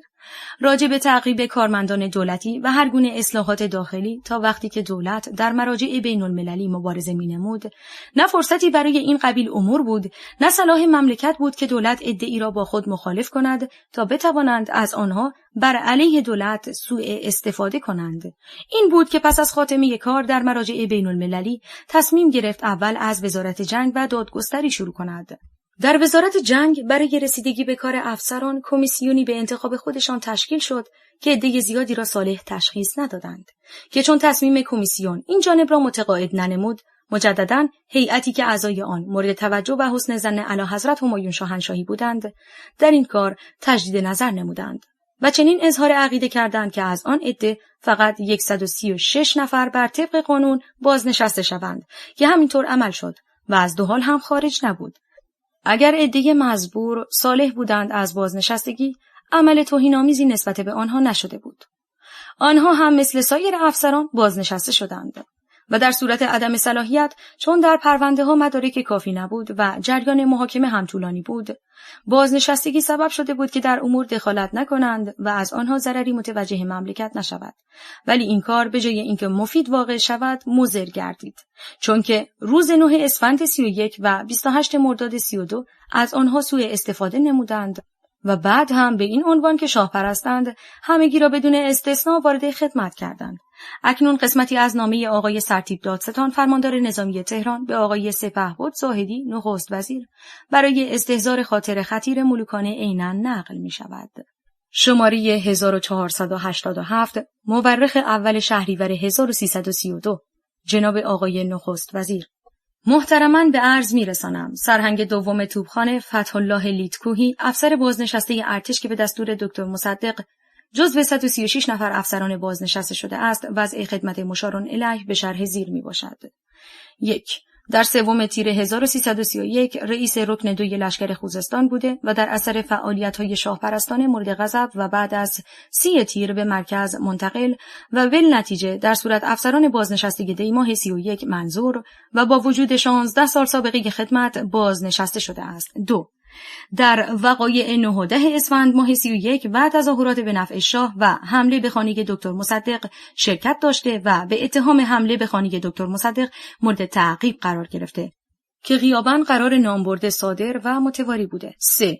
در مدت از 9 الی 10 اسفند 31 الی کودتا در قم به نفع شاهنشاه و دولت جناب عالی انجام وظیفه نموده است. 4. در کودتای از 25 الی 28 مرداد سال جاری، در کودتا در اجتماعات چه قم و چه شهر تهران رول مهمی را در واژگون کردن حکومت دکتر مصدق داشته است. این بود قسمتی از نامه فرماندار نظامی تهران که به شرف عرض رسید و در جلسه علنی مجلس شورای ملی هم یکی از نمایندگان گفت اگر اینها نبودند ما کجا به مجلس آمده بودیم؟ پس چه خوب شد که بیش از این کسی بازنشسته نشد و تعقیب نگردید. در وزارت دادگستری هم به دلایل فوق هیئتی به پرونده‌های عده‌ای از قضات رسیدگی نمود و از عده‌ای که متجاوز از 200 نفر بود فقط سلب صلاحیت کرد. 7. فرمایش فرموده‌اند در آن مدت به اقوام و خویشان خود استفاده ها رساندند، جوازها دادند که از عرض این نکته نمیتواند خودداری کند این جانب که نه دیناری حقوق گرفتم نه از عرض دولتی استفاده نمودم و خرج سفر و تمام مخارج پذیرایی دستگاه نخست وزیری و محافظین خود را هم از خود پرداختم، چه علت داشت که رضایت دهم اقوام و خویشانم از هر طریق که باشد سوء استفاده کنند و موجبات بدنامی این جانب را فراهم سازند.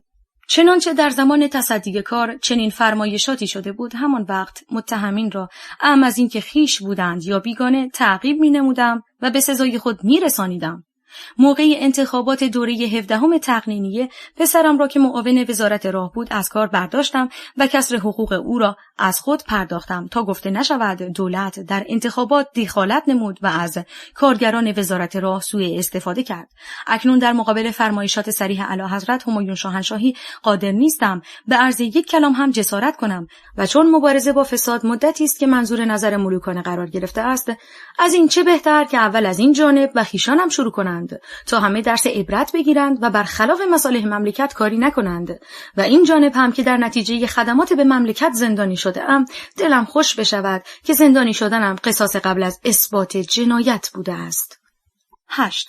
و اما راجع به املاک سلطنتی که فرمایش فرموده اند، حتی در مقابل اراده من که می‌خواستم املاکم را بین رعایا تقسیم کنم چه کارها که نکردند جلوی این کار خیر را هم گرفتند. به شرف عرض می‌رساند که مقارن ورود متفقین به ایران اعلیحضرت همایون شاهنشاه فقید در حدود 5600 رقبه در تصرف داشتند که به دولت رسید و به خالصگی عمل گردید. پس از آن بر طبق قانونی که در مجلس 15 به تصویب رسید، رقبات مزبور به عنوان موقوفه خاندان پهلوی به تصرف دربار درآمد و عواید رقبات برای مخارج سازمان شاهنشاهی خدمات اجتماعی تخصیص داده شد و از معاملات سازمان در آن 2-3 سال این جانب اطلاعی نداشت. ولی در دولت این جانب که متصدیان امور سازمان اظهار کردند، بودجه سازمان در حدود 6 میلیون تومان و عواید املاک در حدود 3 میلیون تومان است و کسر آن را باید دولت تأدیه نماید.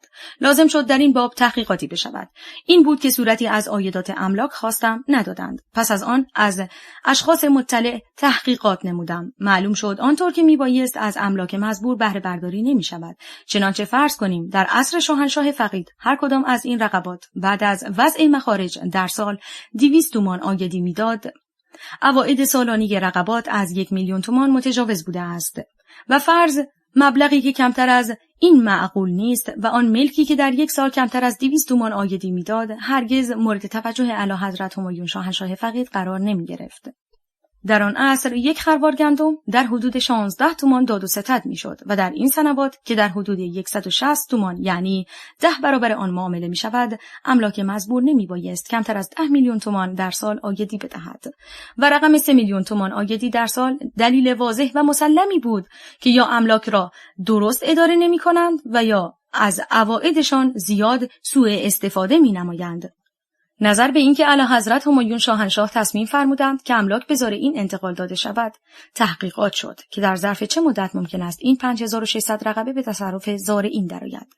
گفتند با این رویه که اکنون انتقال می‌دهند 50 سال وقت لازم است تا تمام املاک در تصرف زارعین درآید، زیرا هر ملک باید به طوری که فعلا زارعین زراعت می‌کنند نقشه برداری شود و شماره هر یک از قطعات در نقشه معلوم گردد تا موقع انتقال برای هر یک از آن شماره‌های ورقه مالکیت صادر نمایند و در این چند سال هم از این املاک بیش از 30 پارچه انتقال داده نشده است.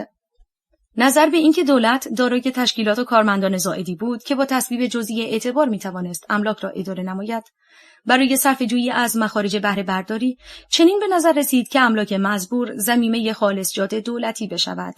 اداره خالصجات بهره برداری کند و دولت از عهده پرداخت بودجه سازمان شاهنشاهی خدمات اجتماعی برآید که این کار هم به صلاح دولت بود و هم به صلاح دربار. در صلاح دولت از این جهت که املاک خرج بهره برداری زیادی نداشت و از آنها عواید بیشتری به دست می آمد و کسر بودجه سازمان هم تحمیل بودجه دولت نمیشد. در صلاح دربار از این جهت اگر اداره کنندگان به مردم تعدی کنند موجب عدم رضایت مردم از دربار می شود. چنانچه نکنند لابد از مال دربار باید سوء استفاده کنند و این کار به حیثیات دربار لطمه وارد می کرد. نسبت به زارعین املاک هم کاری برخلاف عدالت نشده بود، چون که آنها هم مثل زارعین سایر املاک از لایحه قانون ازدیاد سهم کشاورزان و یا هر لایحه‌ای به اسم دیگر منتفع می شدند. اکنون هم نظر خیرخواهان مملکت و شخص اعلیحضرت همین است و تغییر نکرده است و برای تایید نظریات فوق دلایل دیگری هم هست که از عرض آن به پیشگاه ملوکانه نباید خودداری شود. بدین قرار 1. از تقسیم املاک بین زارعین اگر مقصود تقلیل عده ناراضی است، این کار سبب می شود که بر عده ناراضی افزوده شود، چون که ریشه هر عدم رضایتی در جامعه تبعیض است. تبعیض است که موجب عدم رضایت زارعین املاک تقسیم نشده می شود و باز تبعیض است که سبب شده اکثریت قریب به اتفاق اهل مملکت با 1000 فامیل دشمن بشوند. چنانچه دارایی آن 1000 فامیل را بین اکثریت تقسیم کنند، تغییری در وضع آنها نمی دهد و فقط امتیاز یک طبقه بر طبقه دیگر است که ایجاد این نارضایتی ها را در جامعه کرده است. 2. در هر کجا که مردم دم از عدالت اجتماعی زده اند، از متمولین گرفته و به افراد محروم از هر چیز کمک کرده اند.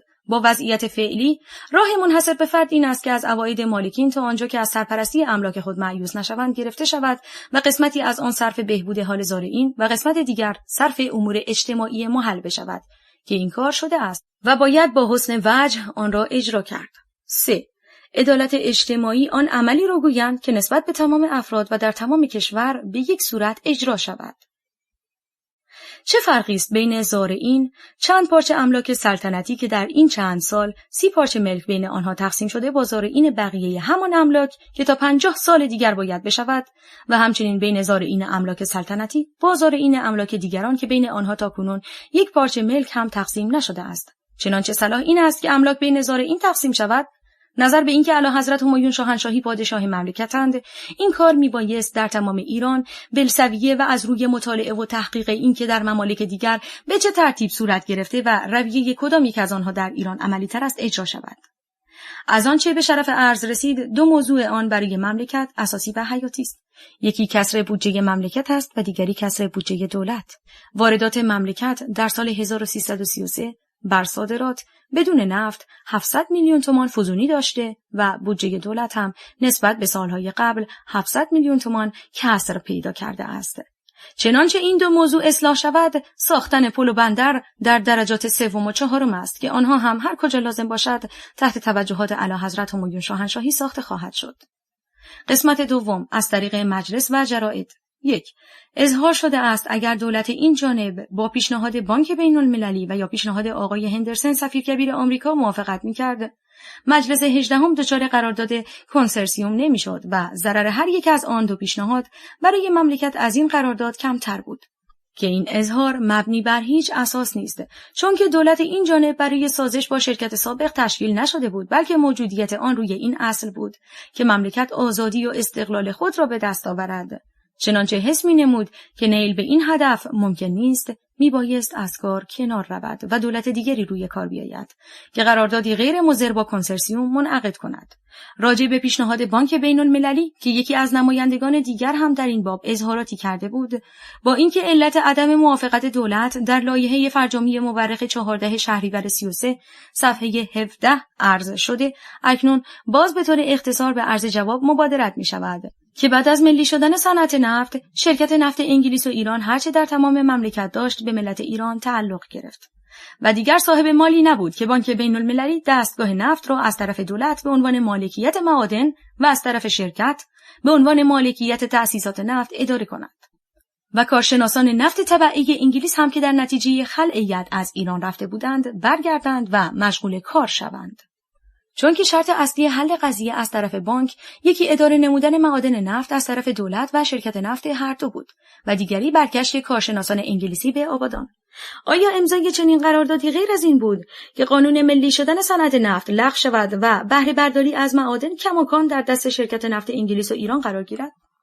بانک بین‌المللی که کارش بهره برداری از معادن نفت نبود که خود این کار را بکند. او می‌خواست همان وضعیت سابق را در آبادان برقرار کند و تمام فداکاری‌های ملت ایران را بی اثر نماید و هر دولتی هم که روی کار باشد هیچ کاری نتواند بکند و از انقضای مدت 2 سال هم باز شرکت همان حرفایی را که میزد بزند. در این صورت آیا ممکن بود که دفعه دیگری صنعت نفت ملی شود و اوضاع و احوال اجازه دهد که ملت ایران از شرکت خلع ید کند؟ راجع به پیشنهاد آقای هندرسن سفیر کبیر آمریکا که 200,000 تن نفت خام در مدت 10 سال معامله می‌کرد، چنانچه مطلب همین بود و دنبال این نداشت با اینکه معامله نفت به قیمت مصنوعی خلیج فارس از قرار هر 1 تن 175 سنت انجام می‌گرفت و ثلث آن را هم که معادل 58 سنت می‌شود به عنوان حق العمل کسر می‌کرد، دولت این جانب با پیشنهاد موافقت می‌نمود، زیرا هدف ملت ایران پول نبود، آزادی و استقلال بود که به دست آورده بود و در سایه آن می‌توانست همه چیز تحصیل کند. ملتی که آزادی و استقلال نداشت، بر فرض اینکه نفت را هم به قیمت روز می‌فروخت، در حکم آن غلامی بود که خود را به مبلغ گزافی فروخت و پس از گرفتن پول خریدار به او گفت العبد ما فی یده کان لمولاه. ولی این معامله دنباله‌ای هم داشت که این بود: دولت ایران به صلاحیت دیوان بین المللی تن بدهد، همان صلاحیتی را که دولت انگلیس برای دیوان قائل شده بود و دیوان رأی به عدم صلاحیت خود داد. چنانچه با صلاحیت دیوان موافقت میشد و دیوان هم ما را فقط به پرداخت حداقل غرامت محکوم میکرد، آن وقت معلوم میشد که عمال بیگانه چطور وسیله خیانت به دامن امضا کنندگان قرارداد بزنند و آنها را تا ابد دچار طعن و لعن کنند. و چون اینطور به نظر می رسید که پس از موافقت دولت با صلاحیت دیوان، حریف با وسایلی که داشت دولت را ساقط کند و دولت دیگری روی کار بیاورد که در دادگاه از ایران دفاع نکند و دادگاه دولت را به تأدیه خسارت و عدم النفع هر دو محکوم کند.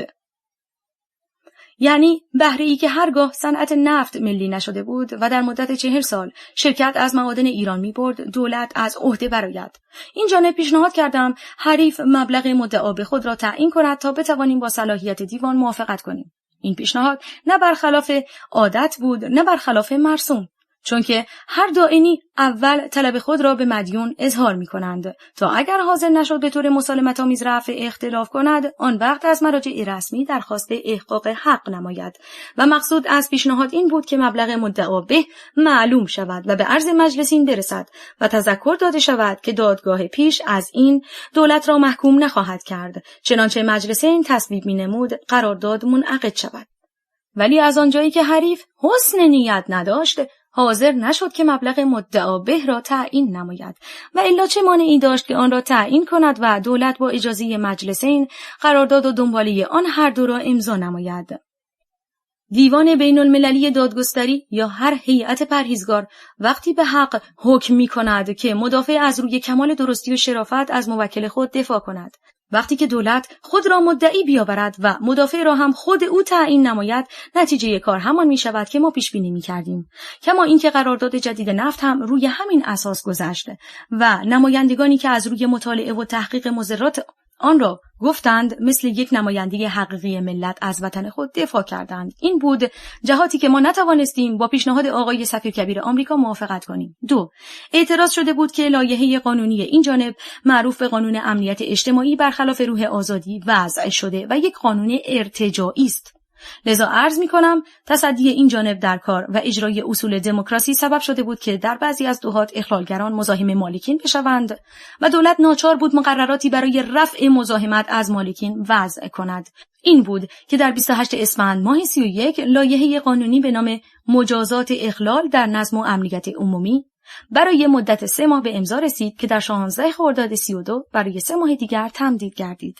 سپس در 18 تیر ماه 32 لایحه قانونی دیگری به نام تشکیل و اختیارات کمیسیون امنیت اجتماعی به امضا رسید که ماده 14 آن لایحه قانونی 28 اسفند را لغو نمود. مرتکبین جرائم مقرره در لایحه 18 تیر ماه میبایست در کمیسیون امنیت اجتماعی محاکمه شوند، داخل پرانتز ماده 9، و محکوم حق داشت از تاریخ صدور رأی تا 10 روز به دادگاه استانی که جرم در حوزه آن واقع شده بود شکایت کند، داخل پرانتز ماده 13. چنانچه دادگاه استان هم رأی کمیسیون را تایید می‌نمود و حکم قطعی می‌شد محکوم می‌بایست از 6 ماه تا 1 سال بازداشت شود و یا به محلی که کمیسیون برای اقامت اجباری او معین کرده بود تبعید شود، داخل پرانتز ماده 7. اکنون باید دید که جنبه آزادی خواهی این لایحه قانونی که برای جلوگیری از عملیات اخلالگران وضع شده بود بیشتر است یا جنبه آزادی خواهی ماده 5 قانون حکومت نظامی که در مجلس دوم نمایندگان حقیقی ملت آن را برای جلوگیری از افراد مخالف آزادی و مشروطه وضع کردند و اکنون افراد آزادیخواه و موافق مشروطه را هم به استناد همین قانون بازداشت می‌کنند و تا هر وقت که نقشه سیاست خارجی کاملا اجرا نشده آنها گرفتارند. مجله هفتگی تهران مصور در شماره 63 مورخ 5 خرداد 34 نوشت: مطابق تحقیقات خبرنگار تهران مصور، تبعید همکاران دکتر مصدق به موجب قانونی صورت گرفت که در اواسط حکومت دکتر مصدق به تصویب رسیده است. در صورتی که همکاران من اخلالگر نبودند که مشمول این لایحه قانونی بشوند و تازه اگر میشدند در نفع آنان بود، چون که در روز پنجشنبه 18 اردیبهشت 34 آنها را دستگیر نمودند و روز دوشنبه اول خرداد بدون محاکمه هر کدام را به یکی از نقاط جنوب تبعید کردند و در محل تبعید هم برخلاف قانون زندانی نمودند. 3. اظهارات بعضی از نمایندگان در مجلس شورای ملی و مندرجات بعضی از جراید راجع به اینکه در زمان دولت این جانب امنیت نبود، یکی از تبلیغاتی بود که به نفع بیگانگان صورت می‌گرفت، چون که نمی‌گفتند در کجای مملکت امنیت نیست. اگر مراد از امنیت این است که کسی در مصالح مملکت حرف نزند و یا در این مملکت که مجازات نیست اشخاص خائن را به جامعه معرفی نکنند، من اعتراف می‌کنم که این امنیت در زمان دولت این جانب وجود نداشت. چنانچه از امنیت مراد این باشد که اموال مردم غارت نشود و یا اموال دولت را اختلاس نکنند، این کارها در زمان تصدی این جانب کمتر می‌شد. یا اینکه به ملت خیانت نکنند، در دولت این جانب کسی نکرد. فرق است بین ناامنی که نتیجه آن قتل و غارت است با ابراز احساسات وطن پرستی و یا جنگ یک ملتی برای آزادی. تسلط دولت بر اوضاع سیاسی است که فقط در نفع اجانب برقرار می شود و مقصود از آن این است کسی در جامعه سخنی نگوید و اوضاع را تشریح نکنند تا آنها بتوانند در یک جامعه مختنق هرچی می خواهند بکنند و به مقصودی که دارند برسند. تنها چیزی که به عنوان ناامنی ذکر میشد این بود که روی لباس بانوان محلول اسید سولفوریک میپاشند که این کار را بعضی از افراد چپ مربوط به سیاست بیگانه مرتکب میشدند تا به عنوان ناامنی دولت را مجبور کنند از اجتماعات جلوگیری کند و مبارزه به نفع سیاست خارجی تمام شود که موضوع در فصل اول این لایحه در ذیل کلیات مشروحاً بیان شده است. 4. راجع به اظهارات بعضی از نمایندگان که در زمان دولت این جانب حزب توده آزادی عمل داشته است و چنانچه دولت سقوط نمی‌کرد بر اوضاع مسلط می‌شد، باید عرض کنم که حزب توده‌ای وجود نداشت. افراد همان حزب به نام احزاب و دستجات دیگر مثل سایر احزاب از اصول دموکراسی برخوردار بودند. دولت نمی‌توانست این آزادی را از مردم سلب کند، چون که در سایه این آزادی بود که مملکت به آزادی و استقلال رسید و نمی‌توانست یک عده نامعلومی را از این اصول محروم نماید. مسلط شدن افراد چپ هم بر اوضاع حرفی بود بی اساس، چون که احزاب چپ اسلحه نداشتند تا بتوانند بر اوضاع مسلط بشوند. با تمام جدیتی که بعد از سقوط دولت این جانب به کار رفت، آیا 10 قبض تفنگ در خانه یکی از افسران و یا در محلی مربوط به احزاب چپ به دست آوردند؟ اگر افراد چپ اسلحه داشتند و می توانستند بر اوضاع مسلط شوند، چه وقت مقتضی و شایسته تر بود که بعد از کشف اسرار دستجات چپ آن را به کار برند و خود را از خطری که متوجه آنها شده بود حفظ نمایند. 5. روزنامه اتحاد ملی در شماره 390 مورخ 16 آبان ماه 34 صفحه 2 زیر عنوان تصمیمی که از آن عدول شد می نویسد: این جانب پس از وصول و زیارت دستخط تصمیم گرفته بودم که فردا یعنی روز 25 مرداد از کار کناره‌جویی کنم و از شهر به اتفاق همسر خود به احمدآباد بروم و ساعت 5 روز 25 مرداد که دکتر فاطمی از توفیفگاه سعدآباد به خانه من آمد، طوری وسوسه کرد که مرا از این کار مانع شد. در صورتی که با حقیقت وفق نمی‌دهد و شرح قضیه این است که عصر روز 24 مرداد که آن شخص ناشناس مرا از کودتایی که در شرف تکوین بود به وسیله تلفن مطلع نمود، این خبر کسانم را آنقدر مضطرب و متهوش نکرده بود که تا ساعت 1 صبح 25 مرداد که دستخط عزل رسید حتی یک نفر در آن خانه بتواند راحت کند و من برای اینکه شب راحت کنند به همسر خود گفتم دست از کار میکشم و به احمدآباد میروم. اگر اعلیحضرت همایون شاهنشاهی حق داشتند نخست وزیر را عزل فرمایند و اگر کناره‌جویی من در صلاح مملکت بود و من می‌خواستم به احمدآباد بروم، دیگر لزوم نداشت که مأمور فرمان عزل را توقیف کنم. وقتی مرحوم سلطان احمدشاه سمسام السلطنه را عزل نمود و به جای او وثوق الدوله را نصب کرد، راجع به این امر آنقدر در مجامع سیاسی تهران صحبت شده بود که هر کس می‌دانست در مملکت مشروطه مسئولیت وزرا در مقابل مجلسین جزو الفبای مشروطیت است و شاه حق نداشت سمسام را عزل کند و آن مرحوم هم به استناد همان مذاکرات و اظهار عقیده مطلعین به قانون اساسی بود که تا افتتاح دوره 4 تقنینی خود را نخست وزیر قانونی می‌دانست. آری، شادروان دکتر حسین فاطمی یک تقصیر داشت و آن پیشنهادی بود که در یکی از جلسات جبهه ملی برای ملی شدن صنعت نفت کرده بود و به جزای خود هم رسید.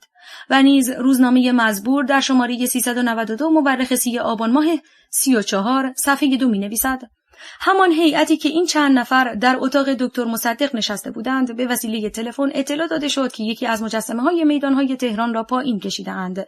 دکتر مصدق به همان عضو جبهه ملی که او را اظهار نموده بود میگوید فوراً خودتان احزاب و دستجات ملی و اصناف و بازرگانان را جمع کنید و خودتان مجسمه‌ها را پایین بیاورید.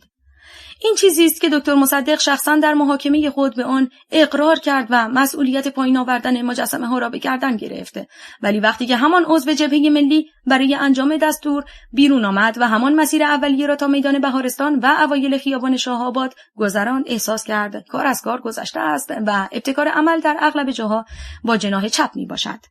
این قسمت از مندرجات روزنامه اتحاد ملی نیز با حقیقت وفق نمی‌دهد و شرح واقعه این است که این جانب کمترین عقیده به مجسمه نداشتم، زیرا مجسمه کسی را بزرگ نمی‌کند. اعمال نیک هر کسی است که او را مورد توجه هموطنانش قرار می‌دهد. با این حال چون اعلیحضرت همایون شاهنشاه به نسب مجسمه و بقای آن عقیده دارند، این جانب در تمام مدت تصدی کار آنچه لازم بود در حفظ مجسمه‌های هر دو شاهنشاه به کار بردم و آنها را از عملیات تخریب کننده افراد چپ حفظ نمودم.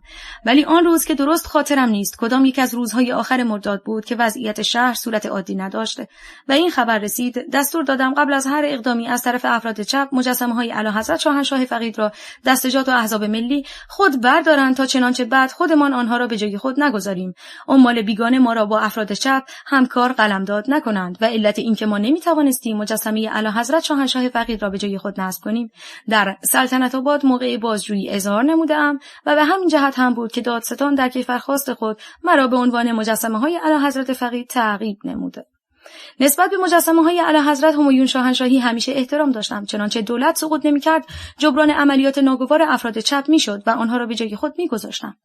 نیز روزنامه اتحاد ملی در شماره 398 مورخ 12 دی ماه 34 می‌نویسد: عصر 27 مرداد هم خود فرماندار نظامی در میدان مخبرالدوله حاضر شد و این همان موقعی بود که هندرسون سفیر کبیر آمریکا در منزل مصدق حاضر شده و بیاناتی را که تقریباً اتمام حجت داشت ایراد کرده بود و گفته بود اگر وضع به این ترتیب پیش برود چون تأمینی برای آمریکاییان نیست از ایران خارج خواهند شد و با هواپیمایی که در عربستان سعودی آماده شده به آن نقطه پرواز خواهند نمود.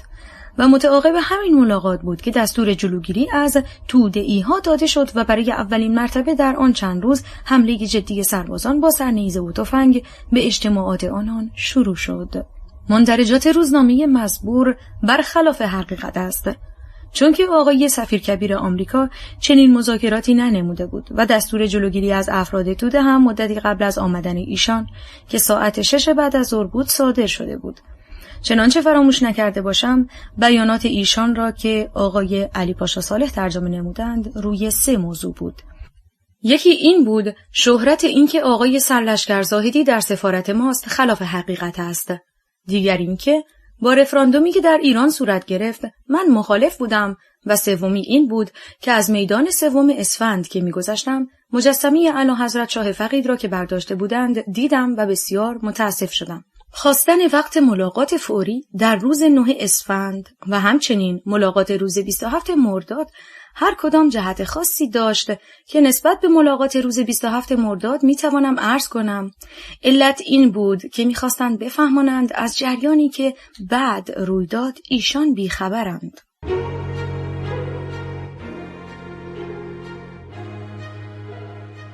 خاطرات و تعلمات دکتر محمد مصدق، گوینده نسیم، تولید و پخش فایل صوتی کتابخانه اینترنتی آوای بوف.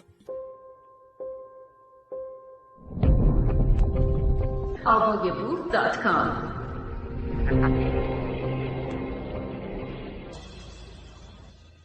نتیجه: اکنون لازم است نتیجه مبارزه و فداکاری ملت ایران را در این قسمت از لایحه خود تجزیه و تحلیل کنم. یکی از روزهای دوره دیکتاتوری که شادروان حسن پیرنیا مشیرالدوله به دیدنم آمده بود و صحبت ما به کار نفت کشید، گفتند دیدید که همکار ما در مجلس پنجم چه کرد؟ گفتم چه کرد؟ گفتند قرارداد دارسی را الغا نمود، چون با الغای هر قرارداد استعماری خصوصا دارسی، من موافق بودم. گفتم ما که به مخالفت با دولت مشتهریم، خوب است در این باب صحبتی نکنیم و به انتظار نتیجه بمانیم تا کار به جامعه ملل کشید و امتیاز نفت برای مدت 32 سال تمدید گردید.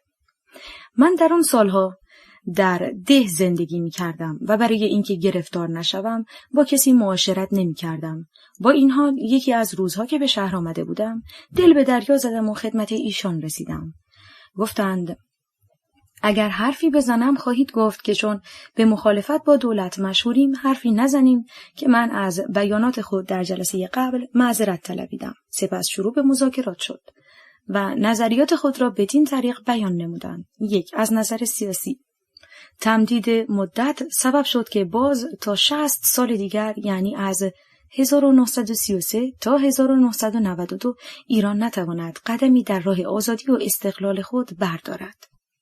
2. از نظر اقتصادی، سال 1960 که قرارداد منقضی می‌شد، تأسیسات نفت به دولت ایران تعلق می‌گرفت و سپس تمام عواید نفت متعلق به ایران بود، نه 16% که شرکت نفت می‌پرداخت.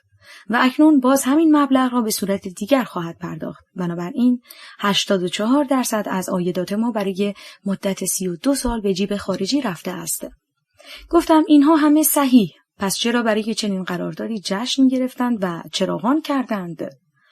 گفتند از بی اطلاعی و اختناق مردم سوء استفاده نمودند و آن عده‌ای هم که می‌دانستند در سایه امنیت و تسلط دولت بر اوضاع نتوانستند حرفی بزنند و اعتراضی کنند و این بزرگترین استفاده ای بود که دولت انگلیس از تشکیل دولت دیکتاتوری و امنیت سطحی کرد.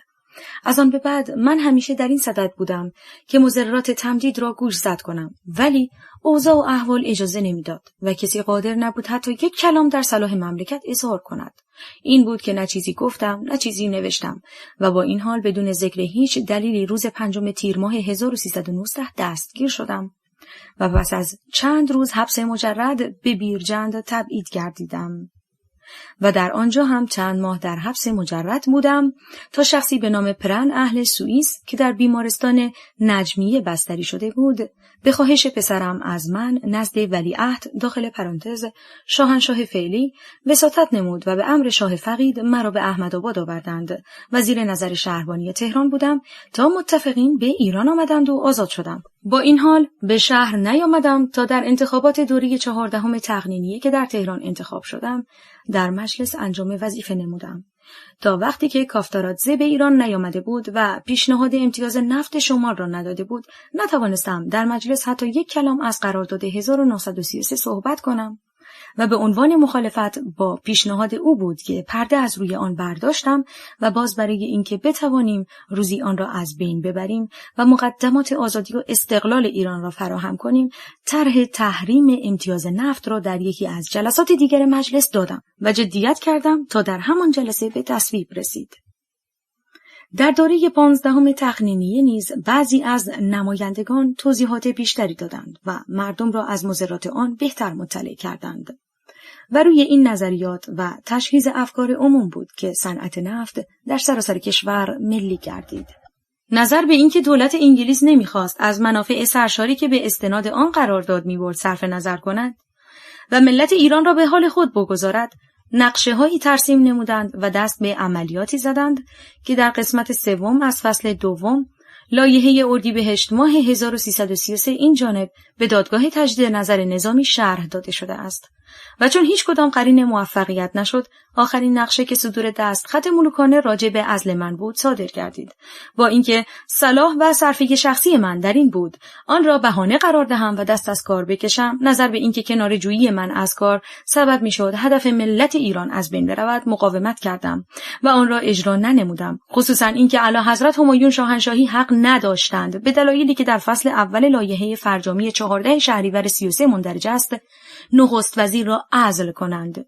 دیگر از این بابت اظهاری نمی کنم و فقط به عرض چند کلمه قناعت می کنم و آن این است اگر اعلیحضرت همایون شاهنشاهی حق عزل نخست وزیر را داشتند، چرا دستخط مبارک را آن وقت شب، آن هم با افراد مسلح و تانک به صورت کودتا ابلاغ نمودند؟ چنانچه روز روشن ابلاغ می نمودند، اگر اطاعت نمی کردم متمرد بودم و بعد نه من می توانستم کاری کنم نه مردم که می دیدند پادشاه مملکت دست خطی به حق و در صلاح مملکت صادر فرمودند از من حمایت می کردند. و باز تکرار می کنم که تا ساعت 1 صبح روز 25 مرداد حتی یک نفر هم از جمهوری حرفی نزده بود. در این صورت چه موجباتی بود که یک دولت مبارز با سیاست خارجی را که رهبر نهضت ملی ایران بود عزل کنند و به این طریق نهضتی را خاموش فرمایند. در 22مین جلسه دادگاه تجدید نظر نظامی که در 19 اردیبهشت ماه 33 تشکیل شده بود، راجع به چکی که ادوارد دونالی رئیس حسابداری اصل 4 به مبلغ $390,000 تسلیم بانک برنامه نموده بود و بانک مزبور هم چکی به شماره 53145 و تاریخ مؤخر 31 مرداد به مبلغ 32,643,000 ریال در وجه ادوارد دونالی به عهده بانک ملی صادر کرده بود که به مصرف کودتای دوم برسد و این جانب مدرک آن را ارائه دادم. از دادگاه درخواست نمودم که تحقیقات شود وجه مزبور را ادوارد دونالی به چه اشخاصی داده است. دادگاه قبول نکرد و گفت دادگاه برای رسیدگی به کیفرخواست دادستان ارتش تشکیل شده است. این حرف منطق نداشت، چون که دادستان ارتش حکم اعدام مرا از این جهت که مسبب وقایع روزهای آخر مرداد بودم تقاضا کرده بود. وقتی که اعلیحضرت همایون شاهنشاهی در مصاحبه خود با مخبر روزنامه مصری المصور فرمایشاتی بدین شرح فرموده اند: نقشه‌ای که کشیده بودیم کاملا مطالعه شده بود و احتمالات مختلفه را نیز پیش بینی کرده بودیم و می‌دانستیم در مقابل نقشه‌های معکوس چه کنیم. وقتی که مصدق فرمان عزل خود را رد کرد و موضوع را به صورت انقلاب جلوه‌گر ساخت و خواست از نفوذی که به دست آورده بود کمال سوء استفاده را بکند، هواپیمای من آماده پروازی فوری از کشورم بود و من می‌خواستم این کار را بکنم تا مصدق و جماعت او تصور کنند که دور کاملا به دست آنها افتاده است و معارضی ندارند و به آنچه می‌خواستند رسیدند و چون من از کشور پرواز کردم آنها همین اشتباه را کردند. و همچنین اداره اصل 4 قریب 4 میلیون تومان حواله کرده بود و آن عده از افراد حزب توده هم که مربوط به سیاست شرکت سابق نفت بود حرفایی زدند. دیگر چرا من مسئول وقایع روزهای آخر مرداد شدم؟ آن عملی را که توانستند بگویند از من صادر شده و موجب قائل گردیده است چه بود؟ هر دولتی غیر از دولت این جانب در آن روز چه میتوانست بکند؟ علل خصوص که دولت به واسطه همین نقشه ها بر قوای نظامی مسلط نبود و عده‌ای اخلالگر هم مجری سیاست عمال دولت مبارز بودند و با آنها همکاری می نمودند و به این جهت قوای نظامی معترض آنها نمیشد. با این حال روز 27 مرداد دستور اکید دادم که از اخلالگران جلوگیری کنند و هر کس بر خلاف رژیم سلطنت مشروطه اظهاری کند تعقیب نمایند که صبح روز 28 مرداد اوضاع تغییر کرد. نخست وزیر جدید و بعضی افسران به این بهانه که سلطنت مشروطه در خطر است کودتای دوم را شروع کردند. عجیب این است که عمال بیگانه علت سقوط دولت را نغمات ناموزون بعضی از اخلالگران ذکر نموده اند، در صورتی که دست خط عزل 22 مرداد یعنی همان روز نصب نخست وزیر صادر شده بود و ساعت 1 روز 25 مرداد قبل از نغمات ناموزون به من ابلاغ گردید. فرض کنیم که برخلاف اصل علت بعد از معلول به وجود آمده باشد. اگر خدمات من در اول نخست وزیری در امر ملی شدن صنعت نفت که خواسته عموم ملت ایران است مورد تایید و پشتیبانی ذات ملوکانه قرار گرفته بود، چه شد که بعد از دستگیری من و همکارانم دولتی تشکیل نگردید که نهضت ملی ایران را رهبری کند؟ و چرا اعلیحضرت همایون شاهنشاه شاهد قضایایی شدند که تمام بر علیه مصالح مملکت صورت گرفت؟ بدین قرار: 1. هر کس را می توانست در مصالح مردم حرفی بزند دستگیر و تبعید و زندانی کنند. 2. قبل از تعیین کار نفت روابط ایران با دولت انگلیس تجدید شود. 3. نمایندگان مجلس را مردم انتخاب نکنند. 4. با مصاحبه‌های گوناگون مردم را مطمئن سازند که هیچ عملی برخلاف قوانین راجع به ملی شدن صنعت نفت صورت نخواهد گرفت تا مردم اغفال شوند و احساسات خود را از دست بدهند. 5. از مذاکراتی که هیئت نمایندگی ایران با هیئت نمایندگی کنسرسیوم می‌نمود حتی یک کلام برای اطلاع عامه منتشر نکنند تا پیشنهاد امتیاز نفت مواجه با روزی شود که مردم همه چیز خود را از دست داده باشند و اختناق جامعه را فرا گرفته باشد و نتیجه این بشود که قراردادی به مراتب بدتر از قرارداد سابق پیشنهاد کنند و شاهنشاه آن را تایید و مجلسین آن را بدون هیچ گونه اصلاح و تغییر تصویب نمایند. من نه از این جهت که نمیخواهم و نمیتوانم در سیاست دخالت کنم سکوت اختیار میکنم، بلکه اگر میتوانستم باز انتقاد نمیکردم، چون که هر انتقادی بعد از تصویب در حکم تفسیری است که به نفع کنسرسیوم و به ضرر ملت ایران تمام خواهد شد و فقط قناعت میکنم به این که عرض کنم این قرارداد آنقدر با قانون ملی شدن صنعت نفت مطابق است که ملت نمیتواند حتی سهمی که از نفت خام دارد در آبادان تصفیه نماید. بدیهی است که هرچه بگذرد مضرات آن بیشتر معلوم می شود و فقط یکی از آن در پرده می ماند و آن نفتی است که می برند و در حساب نمی آورند. 6. قسمتی از خاک ایران که از ید بیگانگان درآمده بود به استناد این قرارداد به تصرف آنان درآمد. کارشناسان خارجی که رفته بودند برگشتند و شرکت ملی نفت اسمی است بلا مسمی. 7. قنسولگری‌های انگلیس که بسته شده بودند بدون هیچ قراردادی افتتاح و قنسول‌ها در محل مأموریت خود کماکان حاکم بالاستقلال شدند. عجب این است با اطلاعاتی که مردم در سالهای اخیر در جریان کار نفت پیدا کرده و در سیاست وارد شده اند، کودتای 25 و 28 مرداد که با نقشه و پول سیاست خارجی صورت گرفت به رستاخیز ملی تعبیر شد و فرق این رستاخیز با جشن و چراغان سال 1312 این است که در آن سال کسی از نظر مخالفت با سیاست بیگانه دستگیر و تبعید و محاکمه و محکوم نشد، ولی در این رستاخیز هر کس قدمی در راه خدمت و سعادت جامعه برداشته بود دستگیر و تبعید و محاکمه و محکوم گردید تا دیگر کسی در مغز خود فکر آزادی و استقلال نپروراند و هرچه بیگانگان بگویند و بخواهند تمکین و اطاعت نمایند. حق این بود همانطور که در زمان قدیم سلاطین بی اطلاع و بی تحصیل ملتی می ساختند و از طرف ملت به خواسته های بیگانه جواب می دادند. اعلیحضرت همایون شاهنشاهی هم از این ملت ساخته شده استفاده می فرمودند و با نظریات ملت مخالفت نمی نمودند، چون که ملت به بقای دولت رأی داد. در این صورت از دو حال خارج نبود: یا مملکت بدون کمک خارجی اداره میشد.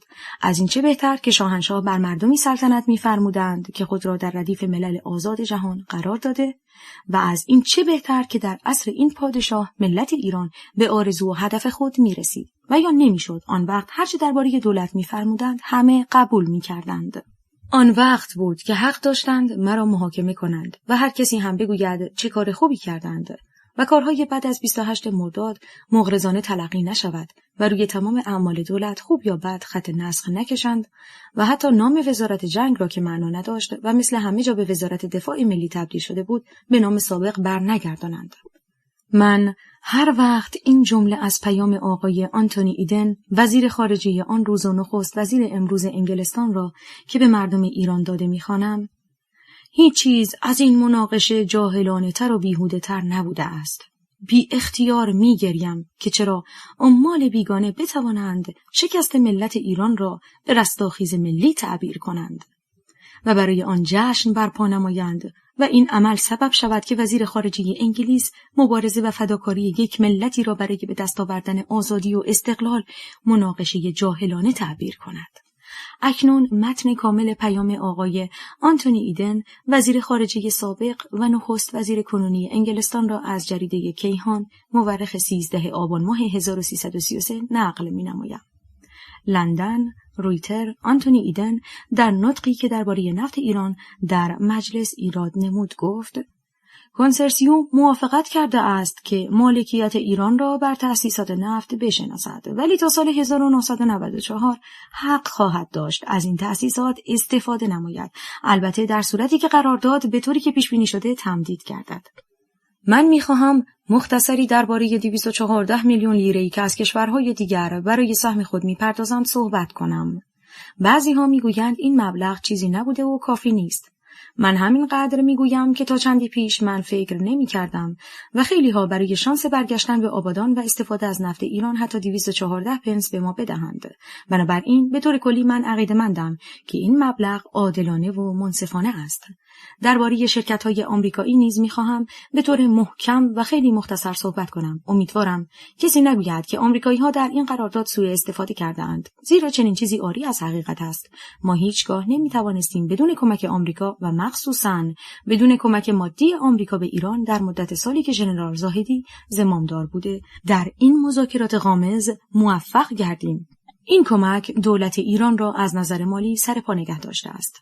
دکتر مصدق ضمن کارهایی که انجام داد خزانه دولت را خالی کرد. تنها در اثر کمک آمریکا که باید در حدود 100 میلیون باشد، دولت ایران توانست به کار ادامه دهد تا این مذاکرات پرپیچ و خم به جایی برسد و نفت ایران دوباره صادر گردد. مقتضی است اگر شرکت‌های آمریکایی مورد انتقاد ناشایست قرار بگیرند این حقایق گفته شود. من میخواهم بگویم هیچ چیز به قدر خاتمه این مناقشات اسباب خوشبختی مجلس قرار نگرفته است. هیچ چیز از این مناقشه جاهلانه‌تر و بیهوده‌تر نبوده. حقیقت این است که مذاکره با دکتر مصدق غیر ممکن بود و این قبیل اشخاص گاهی دیده میشوند. خوشبختانه اکنون سیستم دیگری در کار است و ما امشب به مردم ایران از پشت این تریبون اعلام می‌کنیم که بر اساس این قرارداد جدید نفت ایران آزادانه جاری خواهد شد و مردم ایران از درآمد عظیمی استفاده خواهند کرد و سعادت آنها بیش از پیش تأمین خواهد شد. ما از این پیش آمد بیش از هر چیز خوشحال خواهیم شد. زندان 2 لشکر زرهی، دی ماه 1334، دکتر محمد مصدق.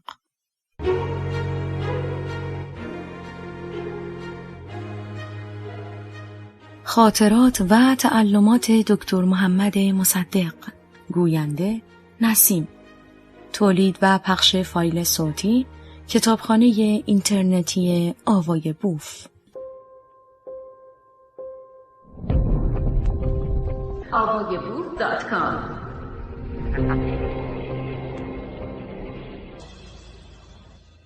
پیوست‌های لایحه. 1. زندان 2 لشکر زرهی، 19 تیر ماه 1334. دیوان عالی کشور. در مجله سپید و سیاه سال دوم شماره 8 روز قبل خبری منتشر گردید که عیناً به استحضار میرسد. چند ماه بود که پرونده آقای دکتر مصدق در شعبه 2 دیوان عالی کشور به حال رکود مانده بود. طبق اطلاع چند روز است که پرونده مجدداً مورد مطالعه قرار گرفته است.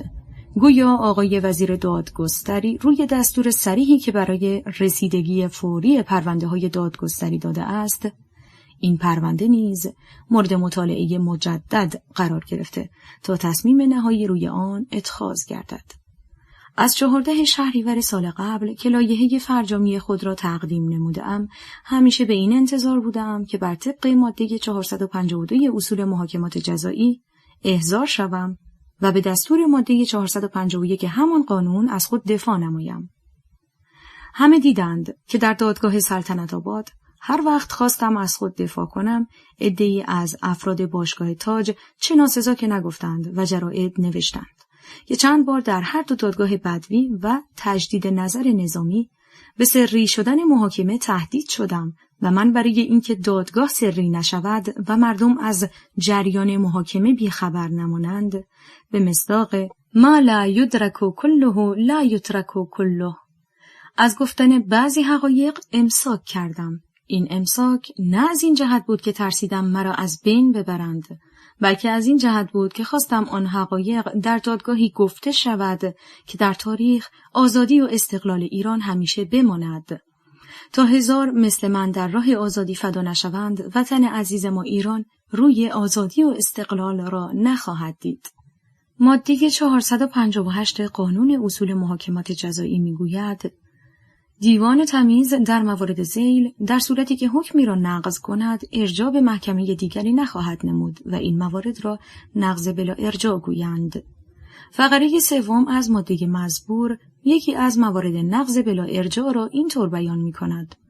در صورتی که حکم صادر از محکمه تالی بر مجازات شخص به عنوان جرم بوده و حالان که آن عمل بر فرض وقوع قانوناً داخل در جرم نبوده و اصلاً قابل مجازات نیست. اکنون از آن قضات عالی مقام سوال می کنم این جانب که لایحه فرجامی خود را به 2 فصل محدود نمودم که فصل اول آن مربوط به عزل و نصب نخست وزیر است که از وظایف مجلس شورای ملی و سناست و فصل دوم آن مربوط به دادگاه نظامی است که صلاحیت ندارد نخست وزیر را محاکمه کند و از اتهاماتی که در کیفرخواست به من نسبت داده شده حتی یک کلام دفاع ننمودم تا در دیوان عالی کشور حضور به هم رسانم و به طور آزاد از خود دفاع نمایم. آن قضات عالی مقام چطور میتوانند مرا مشمول فقره 3 از ماده 458 بدانند یا ندانند؟ این است که درخواست میکنم هر وقت نوبت به پرونده این جانب رسید از حقی که قانون به من اعطا نموده است محروم نکنند و به دنیا ثابت نمایند که دادگستری ایران هم مثل دادگستری انگلیس نظری به جز عدالت و حق ندارد. عرایض من مطالبی نیست که بتوانم تمام را بنویسم و باید شفاهاً به عرض برسانم. اکنون قریب 2 سال است که با کبر سن و ضعف مزاج و ناتوانی زندان مجرد را تحمل نموده‌ام برای اینکه یک روز در آن دیوان حاضر شوم و آنچه راجع به بیگناهی خود دارم اظهار نمایم. دکتر محمد مصدق. 2. 15 مرداد از زندان لشکر 2 زرهی دیوان عالی کشور. 11 تیر ماه گذشته شرحی توسط دفتر دادستانی اداری دادرسی ارتش عرض نمود که تاکنون به جواب آن نایل نشدم، چون روز قبل مجله خواندنی‌ها به نقل از روزنامه فرمان در شماره 91 سال 15 خود چنین منتشر نموده است: کسب اطلاع شده که دیوان عالی کشور نظر نهایی و قطعی خود را درباره پرونده مصدق به زودی اعلام خواهد داشت. چندی قبل شعبه مأمور رسیدگی به پرونده دکتر مصدق در دیوان عالی کشور آقای عقیلی یکی از اعضای خود را مأمور مطالعه پرونده مصدق السلطنه و تنظیم گزارشی در این زمینه نمود. به طوری که اطلاع میرسد اکنون آقای عقیلی مطالعات خود را بر روی پرونده مصدق که از طرف دادرسی ارتش به دیوان عالی کشور ارسال شده خاتمه داده‌اند و تنظیم گزارش ایشان به زودی تمام خواهد شد. شعبه مأمور رسیدگی به پرونده دکتر مصدق 3 عضو دارد که در مورد این پرونده باید رأی بدهد. آقای عقیلی یکی از 3 عضو مذکور می باشند که پس از تنظیم گزارش شعبه جلسه خود را تشکیل خواهد داد و 3 قاضی به آن رأی خواهند داد. به قرار اطلاع در این گزارش آقای عقیلی حکم دادرسی ارتش را ابرام کردند و احتمال قوی می رود که در جلسه شعبه 2 قاضی دیگر نیز این حکم را ابرام نمایند. اکنون نیز رونوشتی از نامه 19 تیر ماه تقدیم و خاطر آن قضات عالی مقام را به این نکته توجه می دهد که در محاکم بدوی و تجدید نظر نظامی چند بار به سری شدن محاکمه تهدید شدم و بهتر آن دانستم که از ذکر بعضی حقایق خودداری کنم تا دادگاه سری نشود و هموطنانم از جریان محاکمه بیخبر نمانند. به نص صریح ماده 452 و 451 قانون اصول محاکمات جزایی متداعیان در دیوان تمییز احضار می‌شوند. متداعیان یا وکلای آنان با اجازه رئیس شعبه مطالب خود را اظهار می‌دارند. چنانچه این جانب را احضار نکنند از حق قانونی خود محروم نموده و از عدالت استنکاف فرموده‌اند. این جانب نباید بیش از این چیزی عرض کنم و در این زندان مشقتبار تکلیف خود را بدین طریق تعیین می کنم که تا ظهر 4 شنبه 18 مرداد اگر آن دیوان مرا مطمئن نکنند که اجازه خواهند داد از خود دفاع کنم، از صرف قضا اجتناب کنم و از عذاب علیمی که به آن مبتلا شده ام خود را زودتر خلاص کنم. البته تاریخ قضاوت خواهد نمود که آن دیوان چرا نسبت به من که در تمام مدت تصدی کار غیر از خیر مملکت نظری نداشتم این رویه را اتخاذ نموده اند و من هم بیش از این چیزی نمیخواهم. دکتر محمد مصدق. ضمیمه رونوشت نامه 19 تیر ماه 1334 به دیوان عالی کشور. 3. وزارت دادگستری به تاریخ 17 مرداد 1334 شماره 17199 جناب آقای دکتر محمد مصدق. 2 طغرانامه جناب عالی، یکی مورخ 15 مرداد و دیگری 19 تیر ماه گذشته به وسیله دادستانی ارتش رسید. شعبه 9 دیوان عالی کشور که مرجع رسیدگی به پرونده است به علت معذوریت و مأموریت 2 نفر از مستشاران تکمیل نیست. قریباً مدت آنان تمام و شعبه نامبرده دایر و مهیا برای رسیدگی خواهد شد. مندرجات پاره‌ای جرائد که مورد ملاحظه گردیده مطابق با جریان امر نیست. راجع به تقاضای اینکه موقع طرح شخص جناب عالی در دیوان کشور برای بیان مطالبی حضور به هم رسانید، طبق رویه معموله دیوان کشور از بدو تشکیل تا کنون در صورتی متهم و یا متداعیان برای ادای توضیحات در شعبه مربوطه دعوت می‌شوند که شعبه برای روشن شدن اعتراضات کتبی و شفاهی حضور فرجامخواه را لازم بداند و رسیدگی و اعمال نظر دیوان کشور در امور جزایی محدود است به مواردی که در ماده 430 اصول محاکمات جزایی قید گردیده است. رئیس دیوان عالی کشور، هیئت. 4. زندان لشکر 2 زرهی 19 مرداد ماه 1334. ریاست محترم دیوان عالی کشور. نامه شماره 17199 مورخ 17 مرداد از وصول ارزانی بخشید.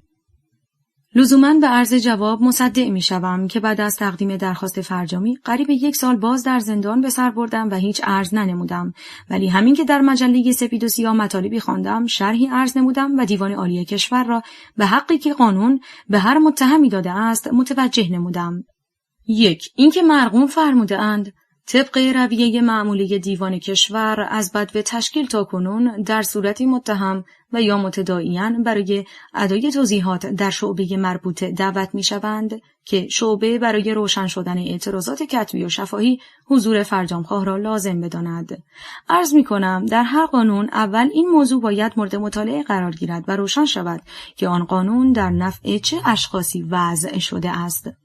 ماده 452 اصول محاکمات جزایی که میگوید متداعیان برای رسیدگی در دیوان تمیز حاضر میشوند، ولی اگر بدون عذر موجه حاضر نشدند رسیدگی و صدور حکم به تأخیر نمیافتد. صرفاً در نفع متهم وضع شده و هیچ کس غیر از خود او صاحب حق نیست و فقط متهم میتواند از آن صرف نظر نماید. و نیز ماده 451 در روز محاکمه عضو ممیز اوراق تحقیقیه خود را قرائت می‌نماید، متداعیان یا وکلای آنان با اجازه شعبه مطالب خود را اظهار می‌دارند که جمله آخر آن حق مسلم و صریح است که قانون به متهم داده و شعبه نمی‌تواند به استناد رویه قضایی از او سلب حق کند که از قدیم گفتند اجتهاد در مقابل نص غلط است. رویه قضایی وقتی حجیت دارد که در قانون حکمی نباشد. وقتی قانون به متهم حق می‌دهد که در دیوان کشور حاضر شود و از خود دفاع نماید، آیا می‌توان قبول نمود که رویه قضایی بتواند این حق را از متهم سلب نماید؟ 2. مرقوم شده است. رسیدگی و اعمال نظر دیوان کشور در امور جزایی محدود است به مواردی که در ماده 430 اصول محاکمات جزایی قید گردیده است که یکی از آن موارد این است: در موارد عدم رعایت اصول و قوانین محاکمات جزایی، در صورتی که عدم رعایت قوانین به اندازه اهمیت داشته باشد که در حکم محکمه مؤثر بوده و آن را از اعتبار حکم قانونی بیاندازد. لذا عرض می کنم چه عدم رعایتی از این بالاتر که ماده 194 قانون دادرسی و کیفر ارتش به متهم حق می دهد آنچه را که برای مدافع مفید می داند در موقع اظهار دارد. و این جانب به شهادت پرونده و جرائد در هر دو دادگاه چند بار به سری شدن به محاکمه تهدید شدم و برای اینکه محاکمه این جانب در پس پرده صورت نگیرد و مردم علاقه‌مند به کلی از جریان کار دادگاه بیخبر نمانند، از اظهار بعضی حقایق خودداری کرده‌ام. با این حال معلوم نیست وقتی که قسمتی از اعتراضات خود را نه کتباً نموده‌ام نه شفاهاً، دیگر به چه استناد شعبه می‌تواند برای روشن شدن اعتراضات کتبی و شفاهی حضور فرجامخواه را لازم بداند. ریاست محترم دیوان عالی کشور، امید من در این 2 سال زندان همیشه این بوده است که در جلسات محاکمه حاضر شوم و از حقی که قانون به من اعطا نموده است استفاده نمایم و جای کمترین شک و تردیدی در بیگناهی خود باقی نگذارم.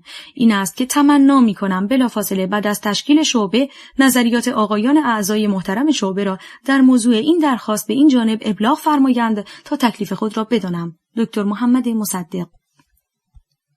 5. زندان لشکر دوی زرهی 22 مهر ماه 1334 ریاست محترم دیوان عالی کشور. چون در بعضی از جراید مرکز خبری منتشر شده که 4 آبان یعنی روز ولادت اعلیحضرت همایون شاهنشاهی عده‌ای از مجرمین من جمله خود این جانب مشمول عفو ملوکانه قرار خواهند گرفت، لذا به عرض این نامه تصدی افزا می شود که از این حق کسانی می توانند استفاده کنند که از آخرین دادگاه کیفری حکم قطعی راجع به محکومیت آنها صادر شده باشد، در صورتی که حکم دادگاه تجدید نظر نظامی راجع به 3 سال حبس مجرد این جانب هنوز قطعی نشده و از 14 شهریور ماه 33 که درخواست فرجام نموده‌ام در آن دیوان بلا تکلیف مانده است. نسبت به حکم مزبور دیوان عالی کشور می تواند به یکی از 3 طریق عمل کند: 1. آن را نقض کند و به دادگاهی که صلاحیت رسیدگی دارد ارجاع نماید. 2. حکم را ابرام کند. 3. آن را نقض بلا ارجاع فرماید.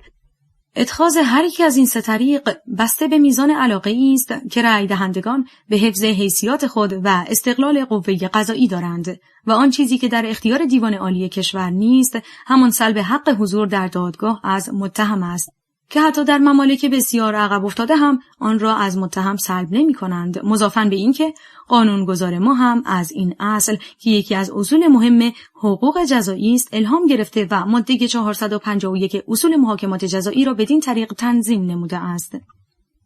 در روز محاکمه عضو ممیز اوراق تحقیقیه خود را قرائت می‌نماید. متداعیاً با وکلای آنان با اجازه رئیس شعبه مطالب خود را اظهار می‌دارند و ماده 452 نیز می‌گوید متداعیان برای رسیدگی در دیوان تمیز احضار می‌شوند و اگر بدون عذر موجه حاضر نشدند رسیدگی و صدور حکم به تأخیر نمی‌افتد. این حق حضور از نظر قانونگذار آنقدر مهم تلقی شده که ماده 453 می‌گوید پس از آنکه طرفین بر حسب اصول احضار شدند، حکم صادر از دیوان تمیز در هر حال حضوری محسوب است و قابل اعتراض نیست که مفهوم مخالف آن این است اگر متهم احضار نشد، حکم غیابی است و او میتواند به آن اعتراض کند. نظر به اینکه در نامه مورخ 19 مرداد گذشته نظریات خود را در خصوص مواد 451 و 452 عرض و به طور مشروع استدلال کرده ام، دیگر زائد است از این بابت چیزی عرض کنم. در جراید روز البته ملاحظه فرموده اند که در آخرین جلسه دادگاه بدوی نظامی نامه ای به شماره 6592 مورخ 29 آذر 33 از وزارت دربار شاهنشاهی به ریاست دادگاه رسید که عیناً برای استحضار نقل می شود. به فرموده اعلیحضرت همایون شاهنشاه به پاس خدمات آقای دکتر محمد مصدق در سال اول نخست وزیری خود در امر ملی شدن صنعت نفت که خواسته عموم ملت ایران و مورد تأیید و پشتیبانی ذات ملوکانه بوده و می باشد و آنچه نسبت به معظم الله گذشته است صرف نظر فرموده اند. اکنون لازم می‌دانم خدماتی که در سال اول دولت این جانب به مملکت و شاهنشاه شده است به اختصار شرح دهم. 1. ملی شدن صنعت نفت در 29 اسفند 1329 صورت گرفت و تا 5 اردیبهشت ماه 30 که مجلسین شورای ملی و سنا به این جانب رأی تمایل دادند قطعی نشده بود. این بود که از تشکیل دولت خودداری کردم تا قانون 9 ماده راجع به اجرای اصل ملی شدن صنعت نفت در مجلسین تصویب شود و ملی شدن صنعت نفت در سراسر کشور قطعیت پیدا کند. 2. خلع ید از شرکت سابق که روز 29 خرداد به عمل آمد. 3. دولت انگلیس اصالت از طرف خود و وکالتاً از طرف شرکت سابق اصل ملی شدن صنعت نفت را شناخت.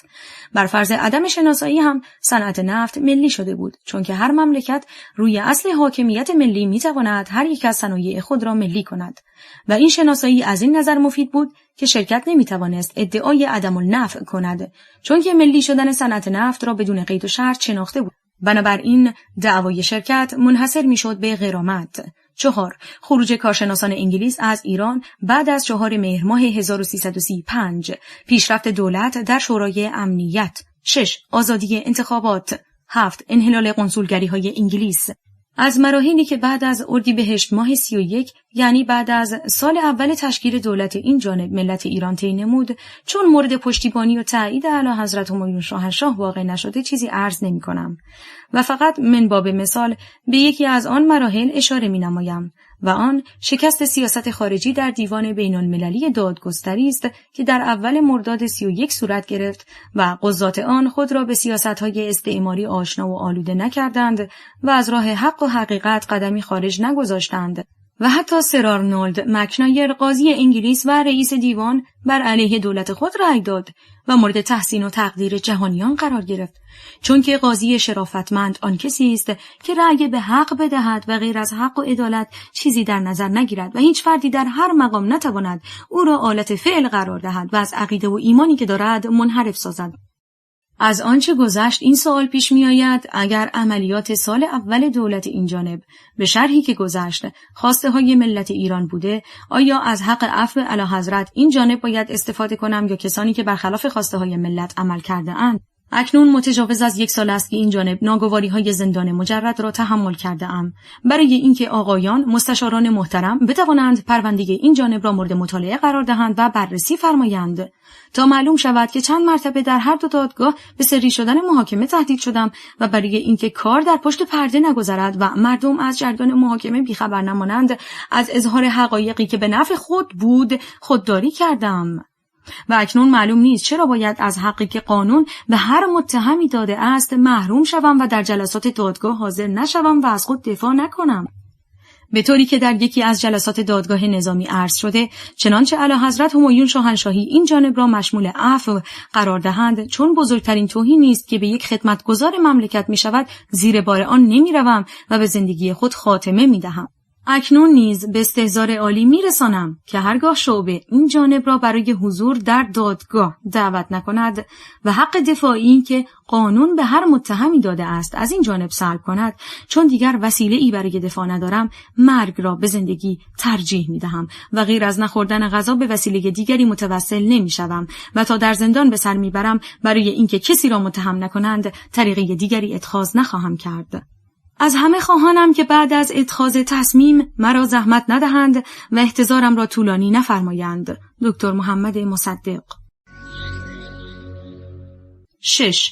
زندان لشکر 2 زرهی 21 بهمن ماه 1334 جناب آقای هیئت ریاست محترم دیوان عالی کشور به نص صریح ماده 186 قانون دادرسی و کیفر ارتش، وکیل مدافع متهم از ابتدای جریان دادرسی میتواند با آزادی با او ملاقات و مذاکره کند که در ممالک دور از تمدن هم این حق را از متهم سلب نمی کنند. با این حال معلوم نشد چه مانعی روی داد که حق مزبور از این جانب سلب شود و از 14 شهریور ماه 33 که لایحه فرجامی خود را تقدیم کرده ام، فقط 4 مرتبه آن هم با اجازه آن جناب و تشریفات خاصی این ملاقات دست داده است که باز به دستور آن جناب و برای آخرین دفعه مرتبه دیگری اجازه دادند که با آقایان وکلای خود ملاقات کنم و طبق نامه شماره 3376 دادستانی ارتش آخرین اظهار و اعتراض خود را در مورد رأی دادگاه تجدید نظر کتباً یا شفاهاً به وسیله ملاقات کنندگان به استحضار شعبه 9 دیوان عالی کشور برسانم که مفهوم این دستور چیزی جز این نیست که حق حضور این جانب را در دادگاه برای دفاع از خود سلب می کند. از تاریخ تقدیم لایحه فرجامی تا 17 مرداد 34 که آن جناب نامه شماره 17199 را در جواب نامه‌های مورخ 19 تیر ماه و 15 مرداد این جانب مرقوم فرموده اند، قریب 1 سال گذشت که این جانب بلا تکلیف در زندان به سر برده ام و برای تأخیر رسیدگی به کار این جانب در نامه مزبور دلایلی ذکر فرمودند که قسمت حساس آن عیناً در اینجا نقل می شود. شعبه 9 دیوان عالی کشور که مرجع رسیدگی پرونده است به علت معذوریت و مأموریت 2 نفر از مستشاران تکمیل نیست. قریباً مدت آنان تمام و شعبه نامبرده دایر و مهیا برای رسیدگی خواهد شد. مندرجات پاره‌ای از جرائد که مورد ملاحظه گردیده مطابق با جریان امر نیست. راجع به تقاضای این که موقع طرح شخص جناب عالی در دیوان کشور برای بیان مطالبی حضور به هم رسانید، طبق رویه معمولی دیوان کشور از بدو تشکیل تا کنون در صورتی متهم یا متداعیان برای ادای توضیحات در شعبه مربوط دعوت می‌شوند که شعبه برای روشن شدن اعتراضات کتبی و شفاهی حضور فرجامخواه را لازم بداند و رسیدگی و اعمال نظر دیوان کشور در امور جزایی محدود است به مواردی که در ماده 430 اصول محاکمات جزایی قید گردیده است. سپس طی نامه مورخ 19 مرداد 34 خاطر عالی را به این متوجه نمود که یکی از موارد مادی مزبور عدم رعایت اصول و قوانین محاکمات جزایی است، در صورتی که عدم رعایت قوانین مزبور به اندازه‌ای اهمیت داشته باشد که در حکم محکمه مؤثر بوده و آن را از اعتبار حکم قانونی بیاندازد. و من باب مثال چه عدم رعایتی از این بالاتر که ماده 194 قانون دادرسی و کیفر ارتش به متهم حق می‌دهد آنچه که برای مدافع مفید می‌داند در موقع اظهار دارد که این جانب به شهادت پرونده و جراید در هر دو دادگاه چند بار به سری شدن محاکمه تهدید شدم و برای اینکه جریان محاکمه مثل سایر دادرسی‌ها در پس پرده صورت نگیرد و مردم علاقه‌مند به کلی از آن بیخبر نمانند از اظهار بعضی از حقایق خودداری کرده‌ام. بنابراین وقتی که این جانب مطالبی برای دفاع از خود اظهار ننموده‌ام دیگر موردی نیست که دادگاه برای روشن شدن اعتراضات کتبی و شفاهی حضور فرجام‌خواه را لازم بداند. دیوان عالی کشور با درخواست این جانب به یکی از سه طریق میتواند عمل کند. 1. حکم دادگاه تجدید نظر را نقض کند و به دادگاهی که صلاحیت دارد ارجاع نماید. 2. آن را نقض بلا ارجاع فرماید. 3. حکم مزبور را ابرام نماید. اتخاذ هر یک از این سه طریق بسته به میزان علاقه است که رای دهندگان به حفظ حیثیات خود و استقلال قوه قضایی دارند و آن چیزی که در اختیار آن دیوان عالی مقام نیست سلب حق حضور در دادگاه از متهم است که در هیچ کجا مرتکب چنین عملی نمی‌شوند. و واضعین قانون اصول محاکمات جزایی هم آن را در باب 4 قانون مزبور راجع به تمیز احکام جزایی ذیل موارد زیر برای هر متهمی تأمین کرده اند. به نص صریح ماده 451 در روز محاکمه عضو ممیز اوراق تحقیقیه خود را قرائت می‌نمایند. متداعیان یا وکلای آنان با اجازه رئیس شعبه مطالب خود را اظهار می‌دارند و مدعی العموم اخیراً عقیده خود را اظهار می‌دارد و دیوان تمیز پس از آن به اکثریت آرا حکم می‌دهد. به نص صریح این ماده تا متداعیان یا وکلای آنان مطالب خود را اظهار نکنند نه دادستان می‌تواند اظهار عقیده کند نه دادگاه می‌تواند حکمی صادر نماید مگر اینکه طبق ماده 452 که میگوید متداعیان برای رسیدگی در دیوان تمیز احضار میشوند ولی اگر بدون عذر موجه حاضر نشدند رسیدگی و صدور حکم به تأخیر نمیافتد. دادگاه متداعیان را احضار کرده باشد ولی آنها بدون عذر موجه حاضر نشده باشند. ماده 453 نیز در تایید مواد مزبور چنین میگوید پس از آن که متداعیان بر حسب اصول احضار شوند حکم صادر از دیوان تمیز در هر حال حضوری محسوب است و قابل اعتراض نیست که مفهوم مخالفت آن این است اگر متهم بر حسب اصول احضار نشد حکمی که دادگاه صادر می کند حضوری محسوب نمی شود و متهم می تواند به آن اعتراض کند. حقی را که مواد مزبور به متهم داده است حق مسلم او و در نفع اوست و آن را نمیتوان از او سلب نمود مگر به رضای خود او. نه دادستان میتواند نظری برخلاف آن اظهار کند و نه دادگاه میتواند او را احضار نکند و حق دفاعی که قانون به او داده است از او سلب نماید. در هر کجا وقتی که دو قانون هر کدام حکم خاصی دارد قانون را که در نفع متهم است اجرا میکنند ولی اکنون آن جناب طبق مرقومه شماره 17199 مورخ 17 مرداد که قبلا قسمت حساس آن گذشت می‌خواهند نه به استناد یک قانون بلکه به استناد یک رویه قضایی این جانب را از حقی که مواد مذکور به هر متهمی داده است محروم کنند. به علاوه رویه برخلاف نص صریح قانون معقول نیست. در 6 مهر ماه 34 در جواب سؤال مخبر روزنامه اطلاعات بیاناتی فرموده‌اند که قسمتی از آن بیانات از شماره 8792 همان جریده عیناً نقل می‌شود. چون قبلا اعضای شعبه 9 دیوان عالی کشور که پرونده آقای دکتر مصدق برای بازرسی به آن شعبه ارجاع داده شده است تکمیل نبود و به نتیجه پرونده های ارجاعی به آن شعبه راکد مانده بود، به این جهت اخیراً اعضای آن شعبه از اوایل هفته گذشته پرونده های راکد از جمله پرونده آقای دکتر مصدق به جریان افتاده و اکنون اعضای شعبه 9 مشغول پرونده قطور آقای دکتر مصدق شده اند. به علت اینکه در این پرونده اوراق زیادی است تصور می رود قرائت آن 1-2 هفته به طول انجامد. باید دانست تصمیم قطعی درباره پرونده آقای دکتر مصدق باید با حضور دادستان کل انجام شود و آقای امامی دادستان کل اکنون در اروپا هستند و قرار است تا چند روز دیگر به تهران مراجعت کنند. بنابراین پس از ورود دادستان کل که باید در مورد پرونده های ارجاعی به شعب نظر بدهد تصمیم نهایی درباره پرونده آقای دکتر مصدق اتخاذ می‌گردد و اکنون می‌توان گفت در حقیقت مقدمات رسیدگی آغاز شده است. اخیراً بعضی از روزنامه‌ها نوشته‌اند که شاهنشاه مرا احضار فرموده و برای رسیدگی به پرونده آقای دکتر مصدق دستوراتی صادر فرموده‌اند. این شایعه به هیچ وجه صحت ندارد، زیرا کار دیوان عالی کشور بر مدار خود جریان دارد و پرونده آقای دکتر مصدق نیز در شعبه 9 تکمیل شده است. در موعد و نوبت خود رسیدگی خواهد شد. این بود قسمت حساس مصاحبه آن جناب و از 6 مهر ماه باز چند ماه می‌گذرد ولی هنوز این جانب احضار نشده‌ام و در زندان بلا تکلیف به سر میبرم. اکنون اخطاریه شماره 3376 مورخ 17 بهمن ماه 34 دادستانی ارتش را عیناً نقل می‌کنم. بازگشت به شماره 7492 رکن 2 تاریخ 25/10/1334 درباره آقای دکتر محمد مصدق، تیمسار، فرماندهی لشکر 2 زرهی مرکز. بنا به ابلاغ ریاست دیوان عالی کشور قدغن فرمایید با مراجعه آقایان علی شهیدزاده و حسن صدر و مجدزاده جمعاً یا انفراداً فقط یک جلسه برای آخرین دفعه با آقای دکتر محمد مصدق ملاقات نمایند تا آخرین اظهار و اعتراض خود را در مورد رأی دادگاه تجدید نظر کتباً یا شفاهاً به وسیله ملاقات کنندگان به استحضار شعبه 9 دیوان عالی کشور برسانند. دادستان ارتش سرلشکر آزموده.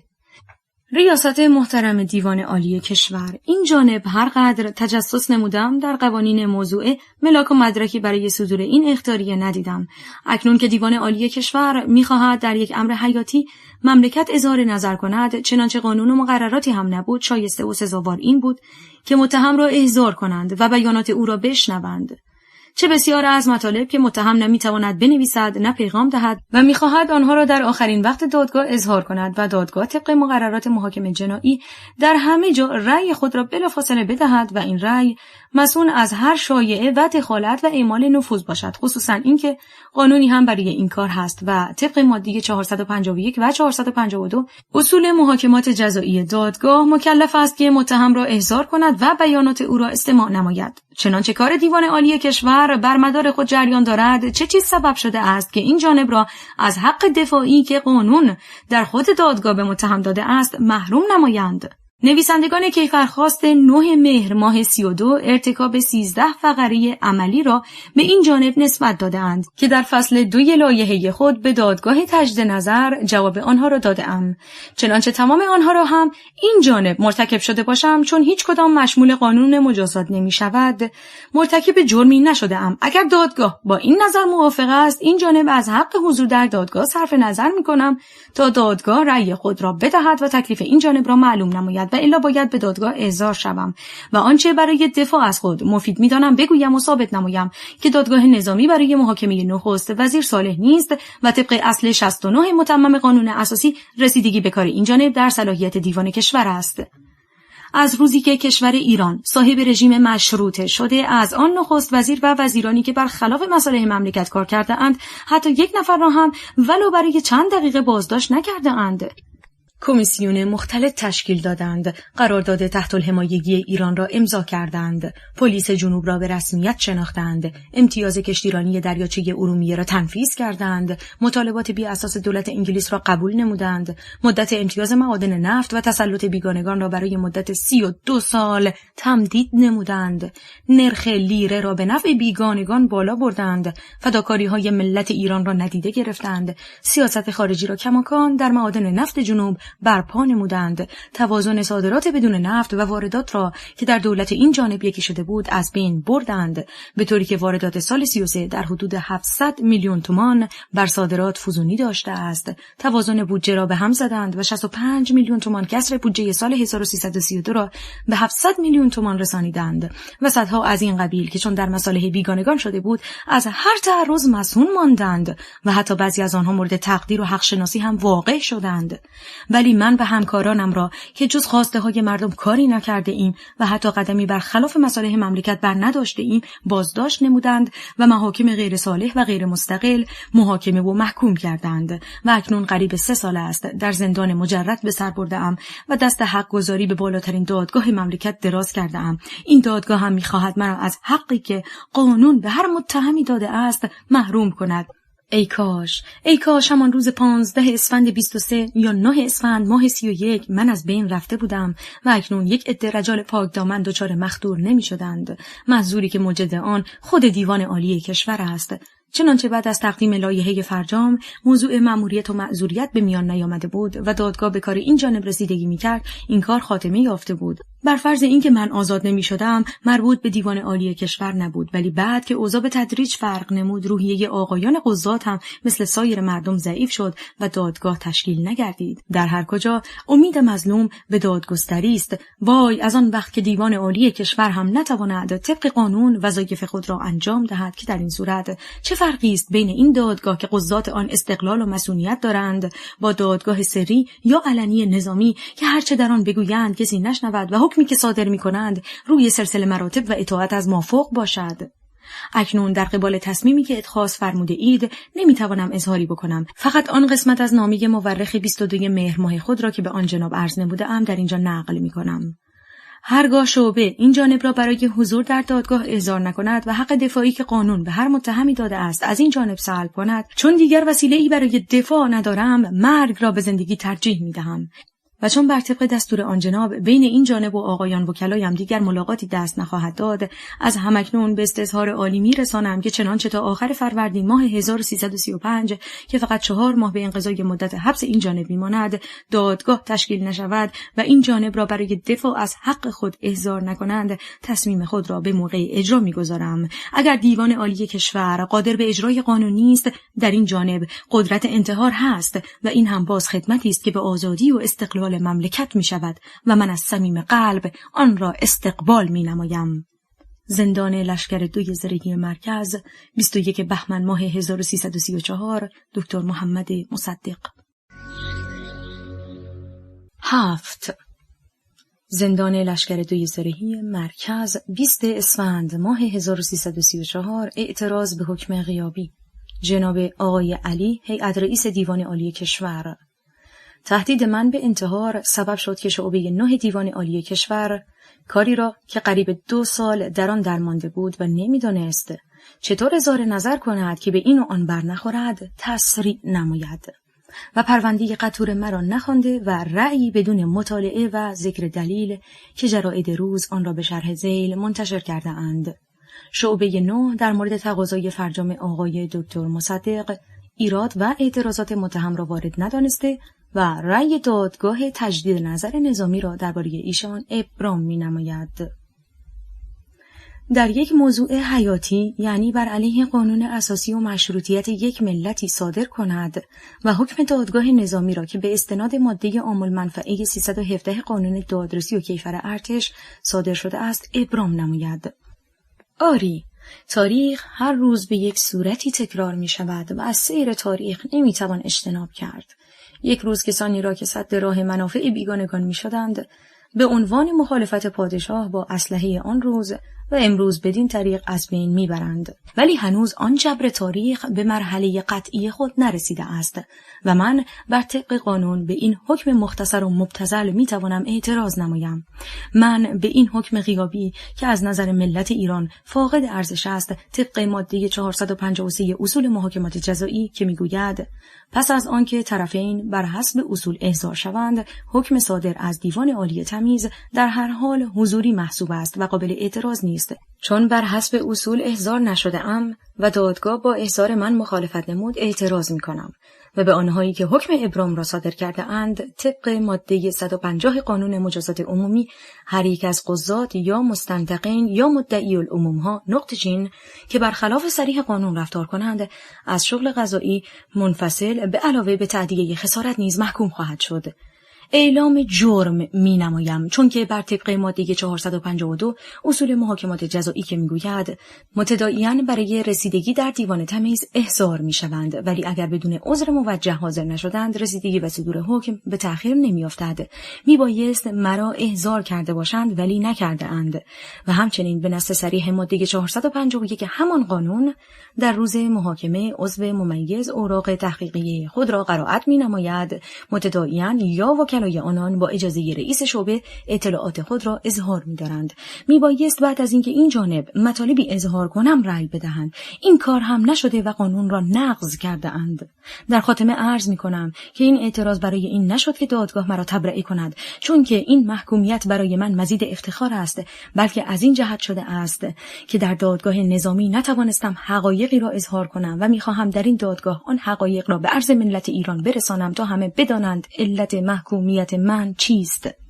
بنابراین یا رأی دهندگان به این حکم باید قانون را اجرا کنند و اعتراض مرا قبول نمایند، چون که قضات پاک دامن قضایی هستند که چنانچه عملی برخلاف قانون مرتکب شوند آن را جبران می‌کنند، و چه از این بهتر که بر طبق قانون و روی صلاح مملکت اعتراض مرا قبول کنند و به آتیه دادگستری جامعه را امیدوار بدارند. تا این جانب در موضوع عدم صلاحیت دادگاه نظامی از روی دلایل قوی ثابت کنم اگر دولت این جانب ساقط نمی‌شد چیزی نمی‌گذشت که قضیه نفت به نفع ملت ایران حل می‌شد.